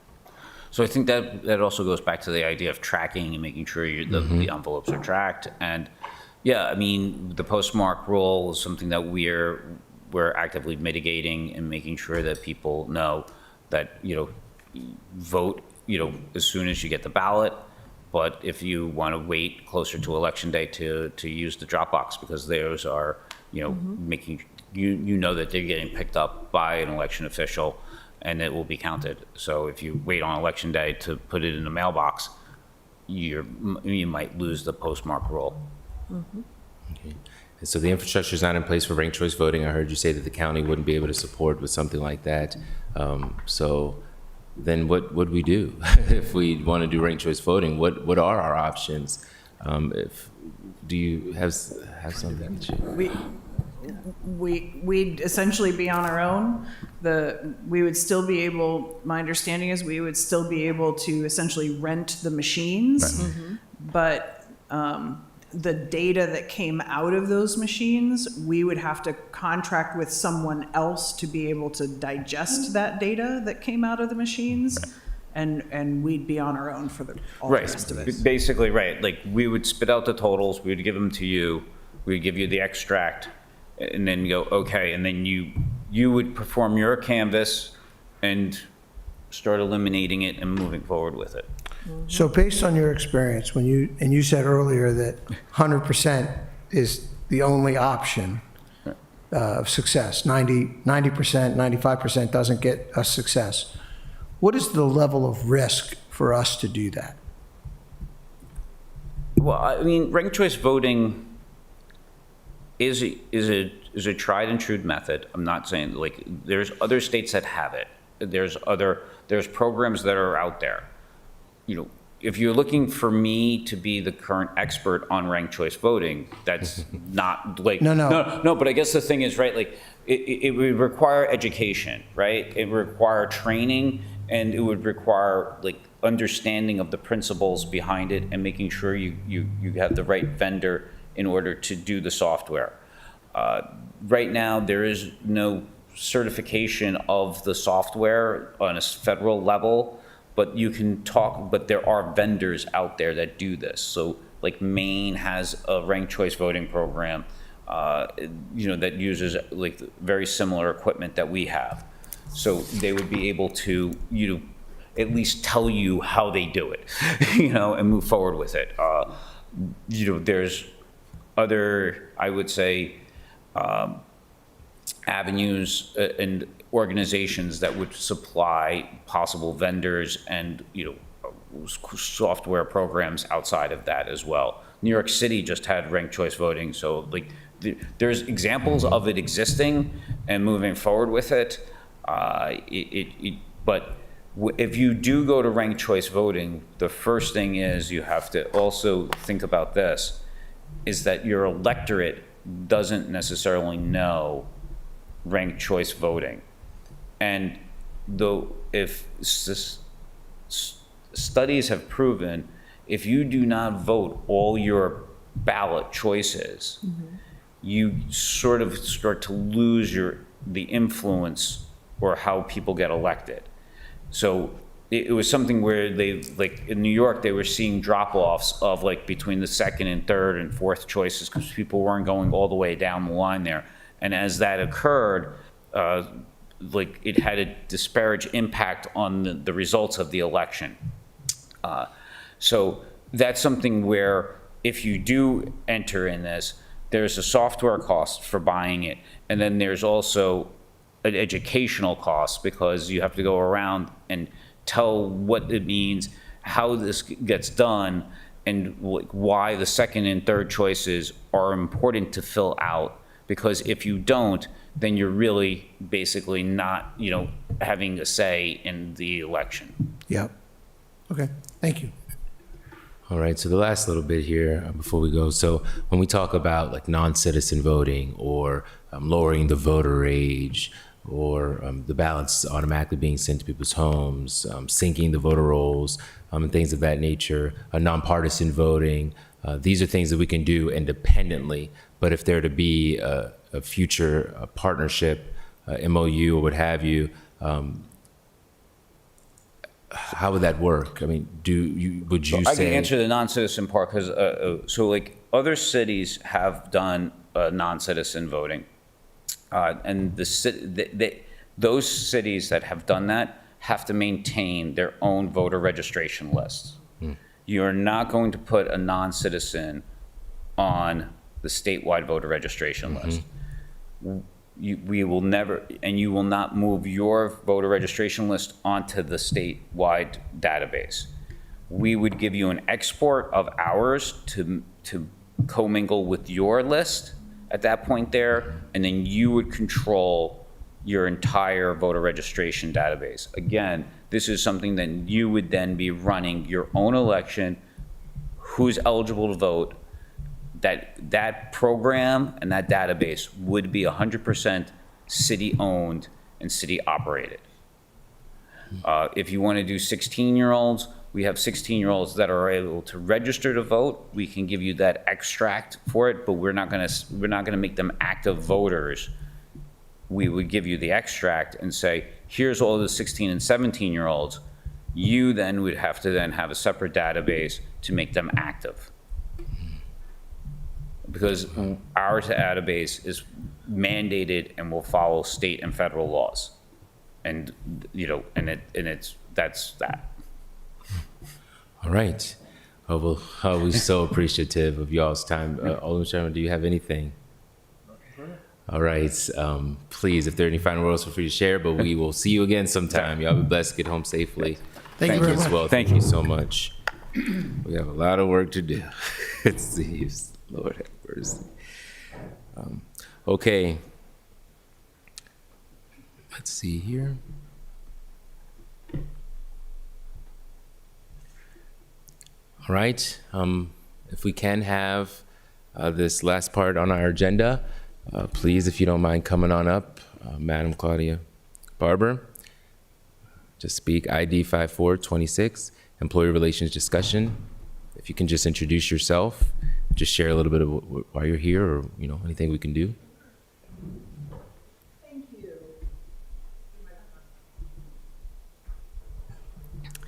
Good evening, Mr. Chair and members of the Standing Rules Committee. My name is Claudia Barber, and I serve as the Employee Relations Administrator in the City of Annapolis Human Resources Division, a position I've held for more than 7 years.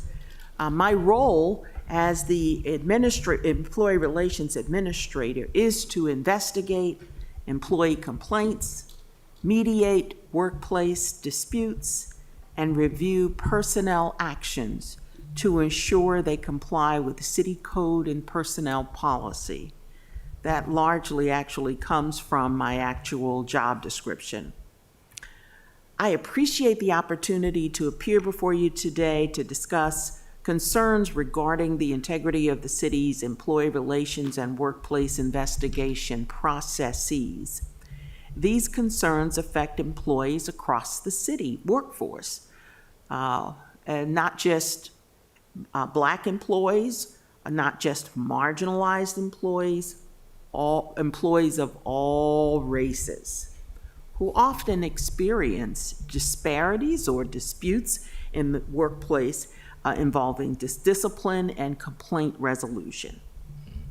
Over the past 2 years, I have observed a troubling pattern involving employee complaints that include failures to follow the city code in hiring and promotion decisions, hostile work environments, retaliation against employees who raise concerns, and threats directed at employees, including an incident where an appointing authority allegedly threatened an Hispanic employee with immigration enforcement. These allegations require independent and impartial investigation. However, I have observed investigations being delayed, stalled, cases referred to outside law firms whose primary practice is employer defense, and communications to employees suggesting that decisions have already been made before the investigations are concluded.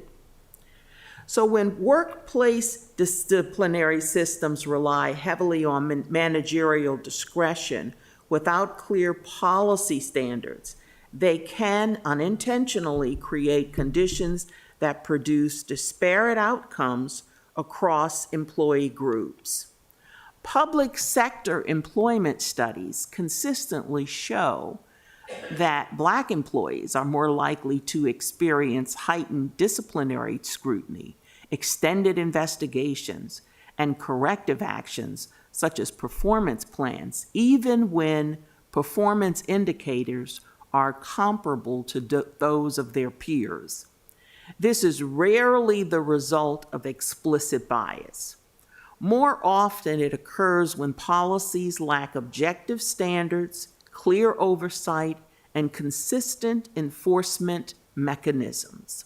When systems rely on informal procedures, such as undefined performance improvement plans, inconsistent investigative practices, or unreviewed managerial decisions, the result can be a workplace enforcement environment where employees experience different outcomes under similar circumstances. Transparent personnel policies and independent oversight mechanisms therefore protect employees from arbitrary treatment, provide clarity for managers, and protect the city itself from unnecessary legal exposure. Performance improvement plans are increasingly used without clear authorization in the city code or formal personnel regulations. Many PIPs lack defined start or end dates, measurable performance benchmarks, or objective completion criteria. This leaves employees under open-ended disciplinary scrutiny and places excessive discretion in the hands of individual managers. All existing PIPs should be reviewed for compliance with city policy, and those implemented without authorization should be removed from personnel files. Clear policies governing performance management and disciplinary procedures must be adopted. As the Employee Relations Administrator, my responsibility is to review personnel actions and investigate complaints to determine whether those actions are justified and consistent with the city code. However, because I have raised concerns about discriminatory practices and improper personnel procedures, my ability to perform these responsibilities has been restricted. My objective is not conflict. My objective is compliance, fairness, and accountability. I respectfully request that full job responsibilities be restored and protected from interference so that I may properly perform my duties. I even recommend the creation of a position dedicated to personnel and employee relations matters that directly reports to the mayor's office and city council. Such a role could provide legal oversight of employee investigations, review disciplinary actions for compliance with the city code, ensure consistency in personnel practices, and identify legal risks before they escalate into litigation. I'm a licensed attorney with more than 30-plus years of legal experience and 7 years working directly within the city's employee relations system. This combination of legal and operational experience uniquely positions me to help restore transparency and accountability to the city's personnel processes. The city of Annapolis cannot maintain employee trust or public confidence if workplace systems lack transparency, consistency, and accountability. I respectfully encourage the committee to strengthen oversight of personnel practices so that all city employees are treated fairly and with dignity. Thank you for your time and consideration. Wow, thank you for that. I'll open up the floor if there are any questions first or thoughts. Maybe let it simmer a little bit. That was a lot. Is this something that you can provide to us at all? Is that a letter that you wrote up? Is that something you can? We can provide statistics that may give you an overview of the complaints and the ones that have not been resolved within the past 6 months or 12 months. We can provide you with demographics on their race. We can provide you with demographics on, their, not just their race, their sex, their age, et cetera. So if you wish to have that type of statistical data, that is accessible and can be made available. Okay. Yes, please. So, what's our formal process for when one of these complaints comes through? Does it go to so it first goes to your office, correct, Ms. Barber? It does. It Okay. comes to our office, so I'm on the receiving end of a lot of complaints. Now, many times I often get union grievances, which I defer to the union leaders to process through the union process. But the non-union persons, they that are employees with the city, they would in fact come to the Human Resources Office and discuss the matter with the Employee Relations Administrator. I would then sit down and give them a conversation about, and caution them specifically about the dynamics of the situation, and that even though it's confidential in our office, if we start interviewing witnesses, we can't guarantee the confidentiality of the case. So that process also starts with a complaint form. And I give them an opportunity to take the complaint form with them or fill it out right in my office. Once they make the decision to file the paper complaint, reduce it to writing, we file stamp it, and that starts ordinarily the investigation process. At that point, it should start. Okay, so after the formal written paper complaint is put in, it's the investigation process. What does the investigation process consist of? Well, over the 7 years that I've done investigations, I first get clearance from the HR director to say, how do you wish to proceed? So, and again, we don't have an unlimited budget. So we try to gather evidence by, number one, if the complainant has witnesses, they have to identify them. And once they identify the witnesses, we start there with interviewing persons that are relevant to the complaint. And we have a lot of helpful tools and resources. Some people may not think of this through, but there are cameras in the finance office. There are cameras in the city. There are cameras at many areas where we can actually pinpoint the actual date and time of the incident and get great feedback. Sometimes I get great feedback when I interview a witness and they said they were texting messages. And so I get text message information from those witnesses, and sometimes that turns the case.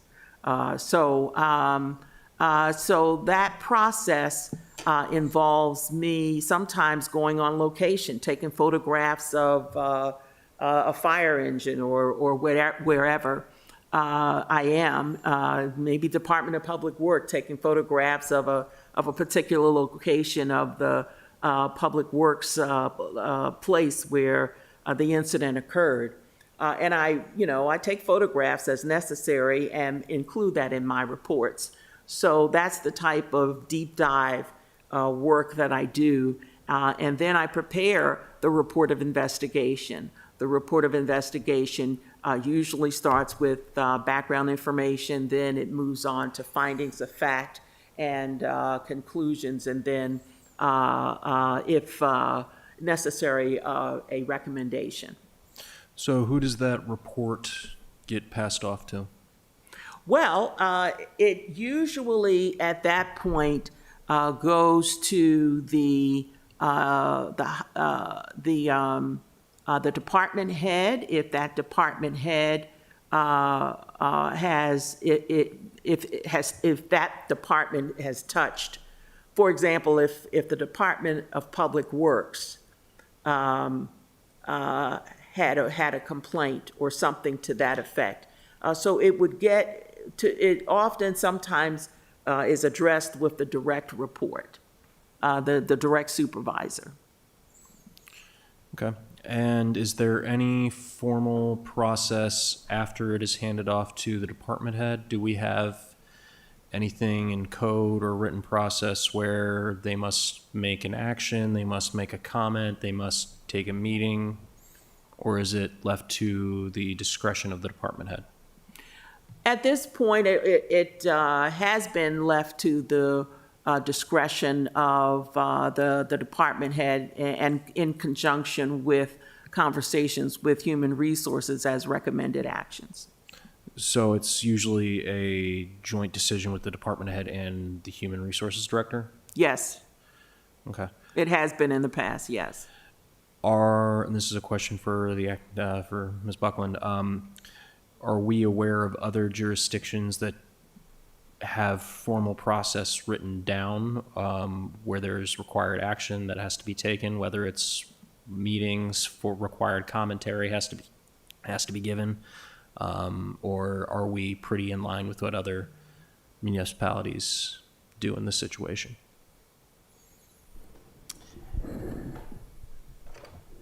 I'm not sure I'm the best person to answer that. And just like in general, I'm not going to comment on personnel matters. Okay. So I will say we are in kind of as legislators, we are in a unusual position because we do want to make sure that the city of Annapolis has a positive quality work environment for all of our cities, but we are by city law and I believe state law also influences this, not able to directly intervene in personnel issues. So what I'm trying to figure out is what can we do to the overall process of this, which is why I'm very glad you walked me through it, to help standardize it, because having worked in businesses with an informal process and businesses with a formal process, I have seen how Well, there are opportunities to update the personnel rules and regulations. that's, yeah. Absolutely. And there are also opportunities to evaluate closely biased investigations. And that's where rules and regulations can come into play in that area. Well, I have a question. Would we have the ability, excuse me if you, Alderman Sherman, would we have then the ability, because it's right in line with what he's sharing, to investigate these cases from the past 6 to 12 months? I mean, because Yes. can we do that? Is that something we can Well- do? How would we go about that? Legally, that's an executive function, not a legislative function. So I would caution that city council members should not be actively involved in investigating open complaints. Okay, so how do we, according to the code, when we do oversee employment management relations, all HR, it's within our title. How do we get that information? How do we make these changes without the information? It's not a legislative role to address open complaints. You can, and it's an executive function if we need to update policies and procedures, by all means, but that's again an executive process that the HR department should be doing in conjunction with the administration. Personnel is not open personnel issues are not a legislative function, and they shouldn't be discussed in open meetings. So that goes into where I wanted to go into when it comes to the process. So updates to the formal process of how to record, document, and proceed forward with complaints around discrimination or harassment or any other type of employee-employer relationship. That would be handled all entirely through the executive. The legislature would not be able to put into code or any type along those lines how that process is handled. So there's a difference between the construction of the personnel regs versus how those regs play out in individual cases. So within the city code, there is a review provision for council. Once the personnel regs are constructed, they're conveyed to council. There's a 45-day review period where council has the ability to introduce a resolution to make changes to that. And if that does not happen, then at the end of 45 days, those regs become active. So there's a review process that's outlined in the code at the personnel regs level. But again, how those play out in individual cases is not something that is a legislative function. I agree with that assessment, not wanting to get involved in the individual complaints. I see us as being able to help build, comment, and design on the overall structure to create a positive environment. Unfortunately, when we start getting involved in individual cases, that opens up a lot of litigation problems. But I think what we are seeing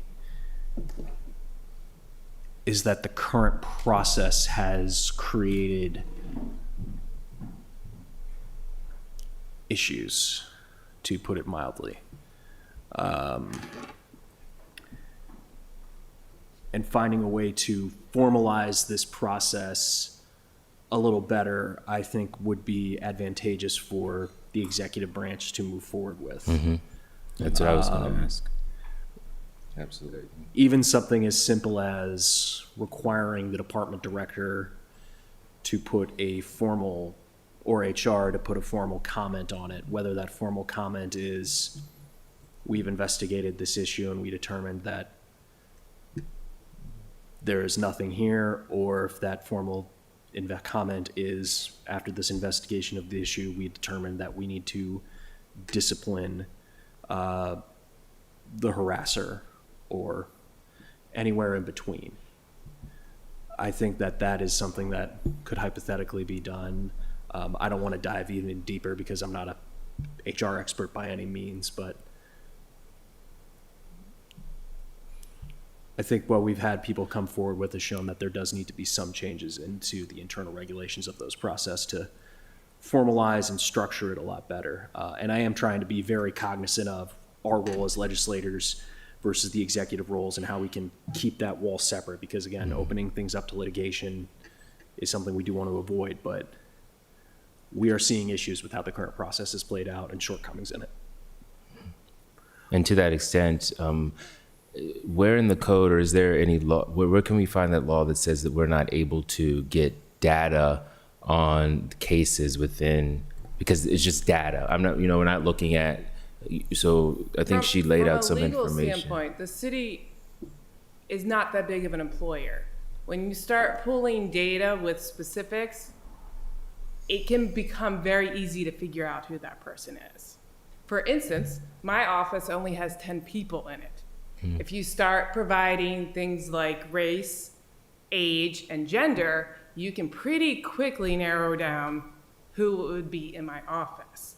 So that's where, when you're pulling data, you have to be very careful, because if it's a small enough office or a small enough group, and this is also comes under the Public Information Act, if you're able by the data to figure out who it is, then you shouldn't be disclosing it. So that's the problem, honestly, with the city. Now, some of the bigger departments in the city might not have that issue, but we have enough small departments that if you start pulling specific type of data, you're going to figure out who that person is. And then that complaint has now been openly shared. Okay, yes, if you don't mind. So many employees come to me regularly asking why is misconduct allowed by supervisors and management, and who is protecting the employees. So for example, when a manager mishandles internal promotions, how is the Standing Rules Committee given oversight to make changes to that process? That's a concern that many somebody came to my office within the last week with an internal promotion issue.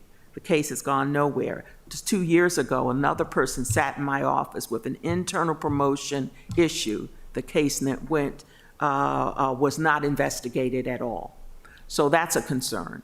And, you can make updates to the personnel policies and rules and regulations to kind of rein in that type of conduct. Now, would you encourage, there's two parts to this. The first is, would you encourage, or do you have any thoughts on us, if this was done through a task force of some sorts, those that have experienced or do know about employee employment relations, whether it's union members or what have you, that can look at our rules and regulations and do, I know this is really dependent upon the HR department to do so, but we can of course work around that. But is that something you would encourage, or do you, because really it's under their purview. This isn't done by any outside persons, which I would say creates bias in it. So what would you recommend to that regard? To make it as unbiased as possible, yes, the task force would be helpful. It would serve a useful purpose. Okay. And on the other note there, can a motion be made to investigate, encourage our executive lead here, whomever that may be in the mayor's office, to investigate the matters over these past 6 to 12 months that we're referring to? Is that something that can be done?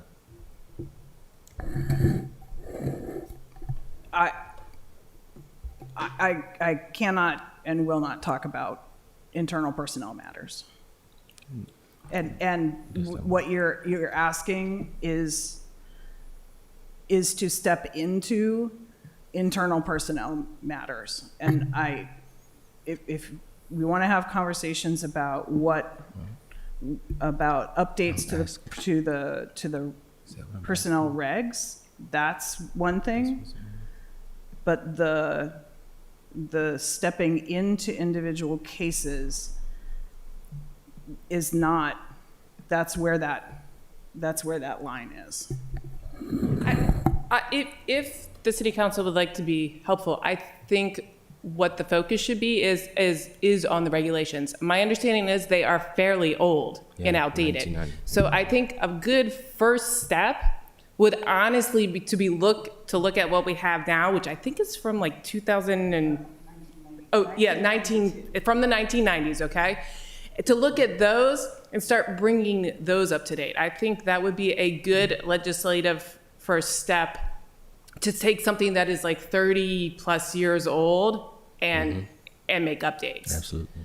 Because I think you can only do as much as, to Ms. Barber's point, like, if the regulations aren't great, then that's what you're working with. So I would say first step is to take something that's from the 1990s, have it reviewed by, we have new personnel in HR, we're potentially gonna get a new director, and have them start looking at overhauling those and then bringing those through the city code process where you guys get a chance to review them. I think that would be the best first step. Would a task force work at all for that, or how would you? It depends who's on the task force. Again, you need to be careful. If the task force is to look at the regulations as they stand alone and maybe suggest Provide recommendations. and you can find people who are knowledgeable about that, perhaps. But the task force role couldn't roll over to actually looking at open personnel issues. Absolutely. Yes, just the rules and regulations. So, but I mean, and that might be something, like I said, we've had a lot of staff changeover in HR recently in human resources, and that the director position is not filled. So it might be something we want to wait for on that to some extent. But again, that's your discretion. Do you have anything you want to say? I appreciate the assessment from Ms. Leonard. I think when we get a new HR director, we can stress as a committee the importance of updating these regulations formally. We can ask our new HR director when we hire them to come before the committee, explain, without getting into the specific personnel issues, problems that we are seeing at this current time with the current rules and regulations. And we can ask, please update them. Please get us an update by a specific timeline. But we do really need to be careful with towing the line on specific personnel issues, even if that is personally hard or painful for us. It's part of the machinery of government. It's frustrating, but it be that way. But if we can aggressively get these regulations updated, we can prevent future harm. So I don't know our timeline on hiring a new HR director. I'm assuming that is one of our priorities on bringing one on board. Our city manager is nodding. So I'm optimistic that we can get one in soon. And bring them forward and stress that we want to collaborate with them on getting these regulations updated and making sure that we don't see these types of complaints in the future. Yes, indeed. Do you mind, would we ask Cynthia to just begin to look into what a task force legislation could look like for us on the rules and regulations for when we get that HR director, and it's not, so that we can at least begin a foundation on a team of experts, or at least some people who are quite interested in the know of what it looks like to be in an employment government.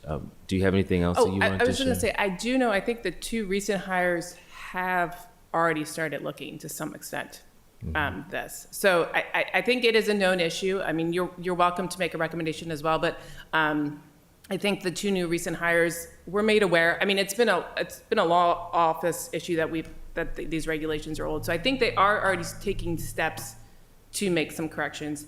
And you can, of course, add your encouragement to that if you would like. Yeah, I think this is crucial that this is done through a lens outside of just the city, because when you allow for those who are enforcing or giving consequences to write the rules, you know what happens. That's quite clear. So having some people who can provide support outside of just us would be, I think, beneficial for us. Yes, please. What I would personally recommend over a task force, due to it being expedient, is consultants. I'm seeing a grimace at the phrase consultant. No, I mean, consultants are used in that manner and have been used in that manner in the HR department, but I don't have enough expertise to know. I think we still get the benefit of outside neutral eyes, people with expertise in this issue who have seen what has worked in other cities and what has not worked. And I think that will be a lot faster than task forces. Task forces are wonderful at giving us ideas for certain types of legislation, but things like these, moving quickly with the eye of an expert, I believe, is more advantageous. And maybe a person with consultant background in this could serve on the task force. That way, the people's voice is still a part of it, and we can find people who have a background, maybe union experience or what have you. Because I think you just shared how we've used consultants in many of ways, and one of the consultants we used were tied to employment. What is it? Managerial support. What was that that you mentioned? You said that one of the consultants that we use as a city is actually, what was the bias there? They may have been tied to the HR staff in some way. So yeah, this should not be rushed. I think this is something that I know 1992 is a long ways of back in the day. I wasn't even born yet, but I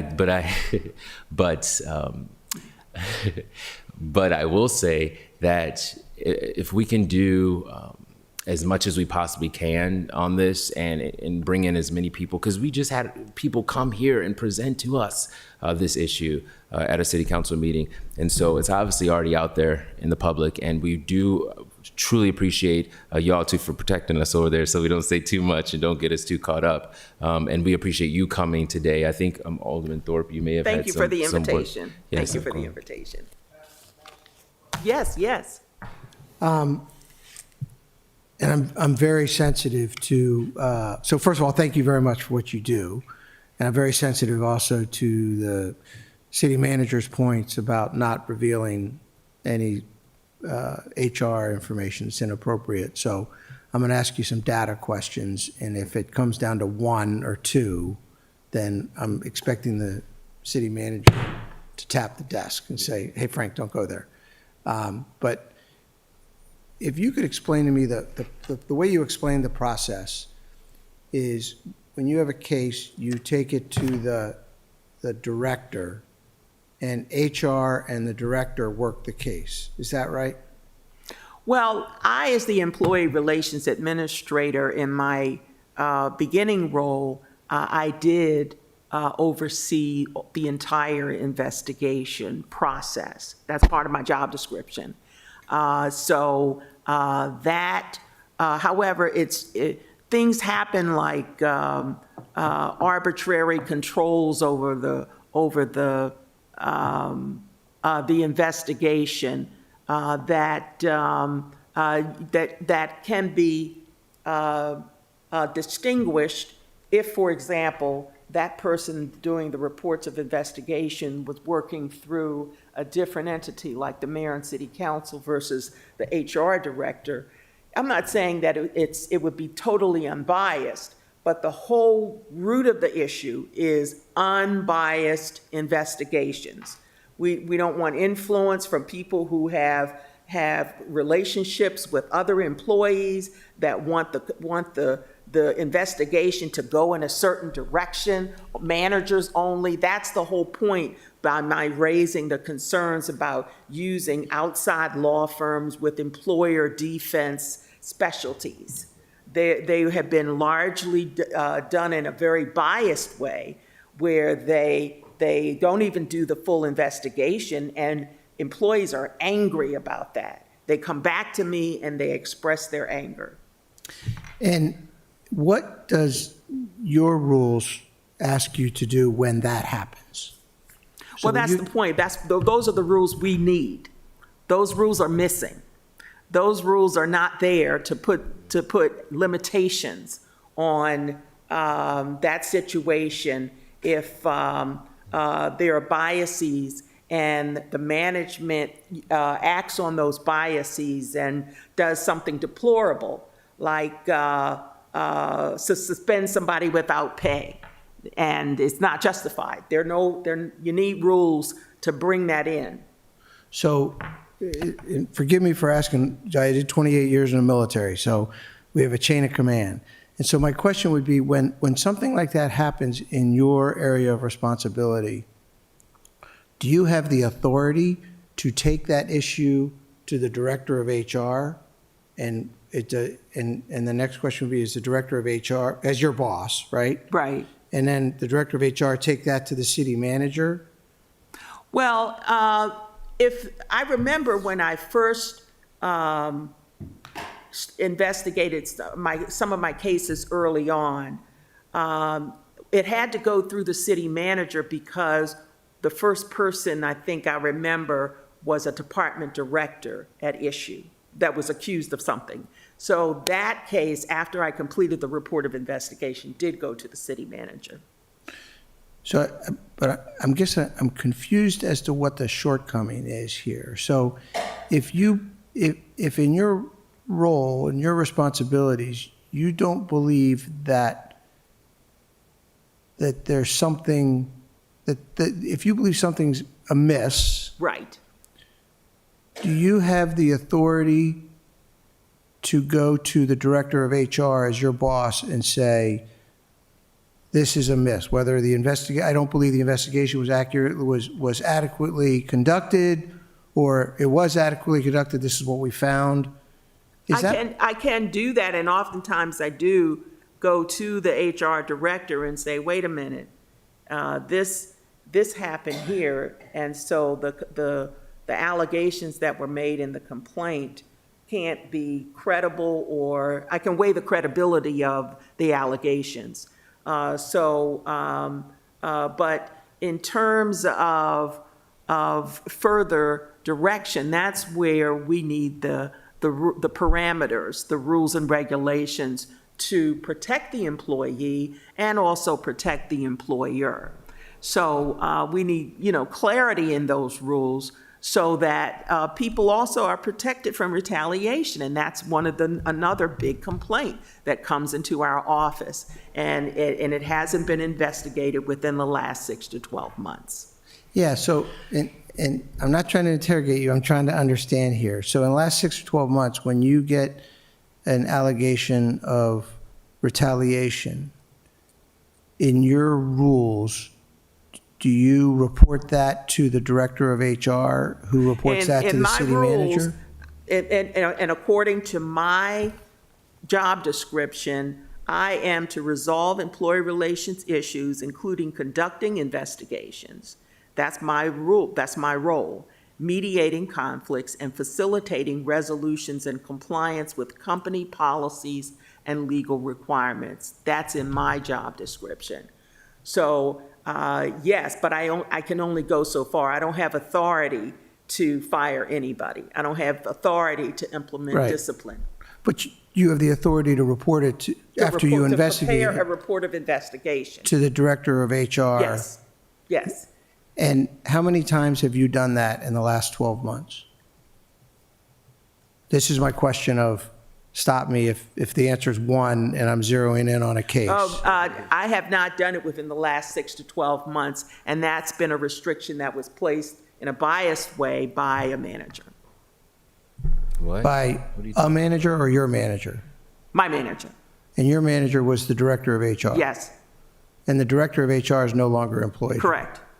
Are your so you're saying that your duties are no longer what they're listed that you just shared with me and us? Say the that duties again? that you have they don't align with that currently? They were Correct, correct, taken- correct. I am not doing investigations, conducting investigations, mediating conflicts, and facilitating resolutions in compliance with company policies and legal requirements. In this situation, they have been all outsourced or sent to outside law firms, and from what we can tell, the outside law firms are employer defense firms. How much money have we spent on that? Can we ask that question? How much we've spent on these outside law firms and why we've used outside law firms when we have an employee here who does the work? I cannot in this forum. Does that mean closed session? It means I would have to have further conversations in my office, but I can't answer Okay. that question here, given the. Well, can we Okay. please look into that? Because that's costs now on the taxpayer that we're paying outside people. Excuse me, let me take a breath. Those are costs that taxpayers are paying when you are right here telling us that that is your responsibility. Yes, Now, we can't get into the weeds as why that was taken off of your plate or, in that biased way that you mentioned, but that is a major concern. That needs to be, we need answers to that. So, shift course. Have you been here 7 years? yes. Have Going you on had- 8 years. Thank you for your service. Thank you. Have you had any interaction with the city's Human Relations Commission? Yes, I'm the staff liaison to the Annapolis Human Relations Commission. Do they provide you any advice or engagement in these types of investigations or anything like that? Not city employees. They normally handle complaints that come from the external world. It can be housing complaints. It can be employment discrimination. It can be I was mistreated in a restaurant, or somebody didn't wait on me properly, or, a housing discrimination issue. So that would be consistent, I think, with the Office of Law's point of view, that the Human Relations Commission doesn't deal inside the city. And I would say we may want to look at the wording of the code, because I could read it where it says, act as a mediator to resolve disagreements in matters of human relations. And what about the Civil Service Board? Can we also touch a little bit on that too? Well, the Civil Service Board, as I recall, I'm doing this from memory from the code, and the Civil Service Board, I'm not convinced is fully staffed. I think it may consist of more than 3 members, but right now it only has 3 members. And I think that that they are required to schedule to rule informally or formally on cases that come before them. So they could be disciplinary cases, they could be suspension cases, they could be, similar matters, if I recall correctly in the code. Thank you very much. So, wow, this is, okay. Are there any final asks that you have of us before we wrap this up for today at least, or anything that you want to leave on on this docket for us? Well, I did mention in my statements troubling patterns. I mentioned serious concerns regarding the integrity of the city employees' relations. So putting that back on track is helpful. But also what's important is addressing the updates to the rules and regulations and being mindful of the employees that have gone through the complaint system within the last 6 to 12 months and has not seen a fair and equitable resolution of their cases. Yeah, okay. So the thing is if outside contractors were used for these past 6 to 12 months and we can't get any data, it seems as if we're literally left out of an entire process and it's not transparent. Can you just give a reassurance to us that what we know? Yeah, again, personnel is not a legislative purview. There's a reason you're left out of the process. It's not part of your authority.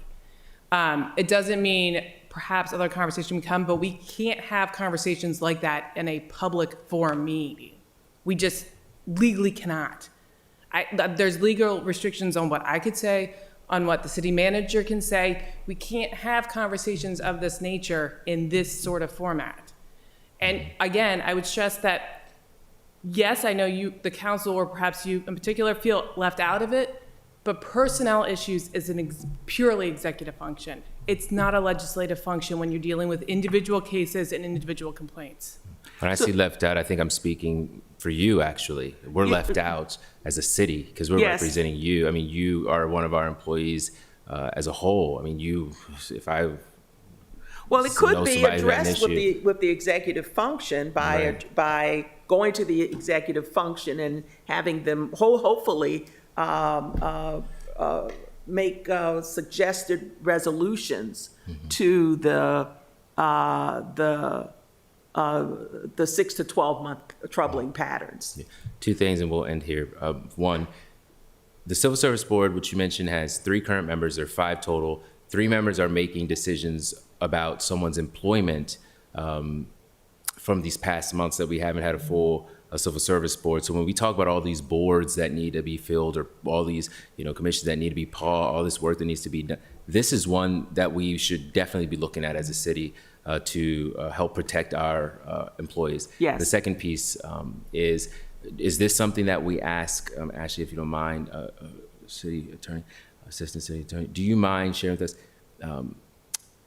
do we know if an investigation from the executive office has been done on these matters already through that consult? I mean, is that? I really can't talk about Okay, we that. can't in this even forum. ask that question. Okay. Legally, I cannot discuss personnel individual personnel matters in this forum. I can't. Well, thank you. We're going to end it there. Maybe we'll ask in a close or something. We request that. Okay. But we appreciate you. Thank you, Cynthia, for that. Thank you, Ashley. Thank you. Is there any final words that you all would like to ask or say? Because it's about time. Okay. Thank you, Claudia. You have a blessed one. Okay. Thank you. Be safe. Thank you for inviting me. Yes. There's nothing else on the agenda for tonight unless there are final words. And so I just move or ask for a motion that we adjourn this meeting tonight. So moved. Okay. Okay. All in favor of that? All in favor of that? We all good? Okay. Blessings.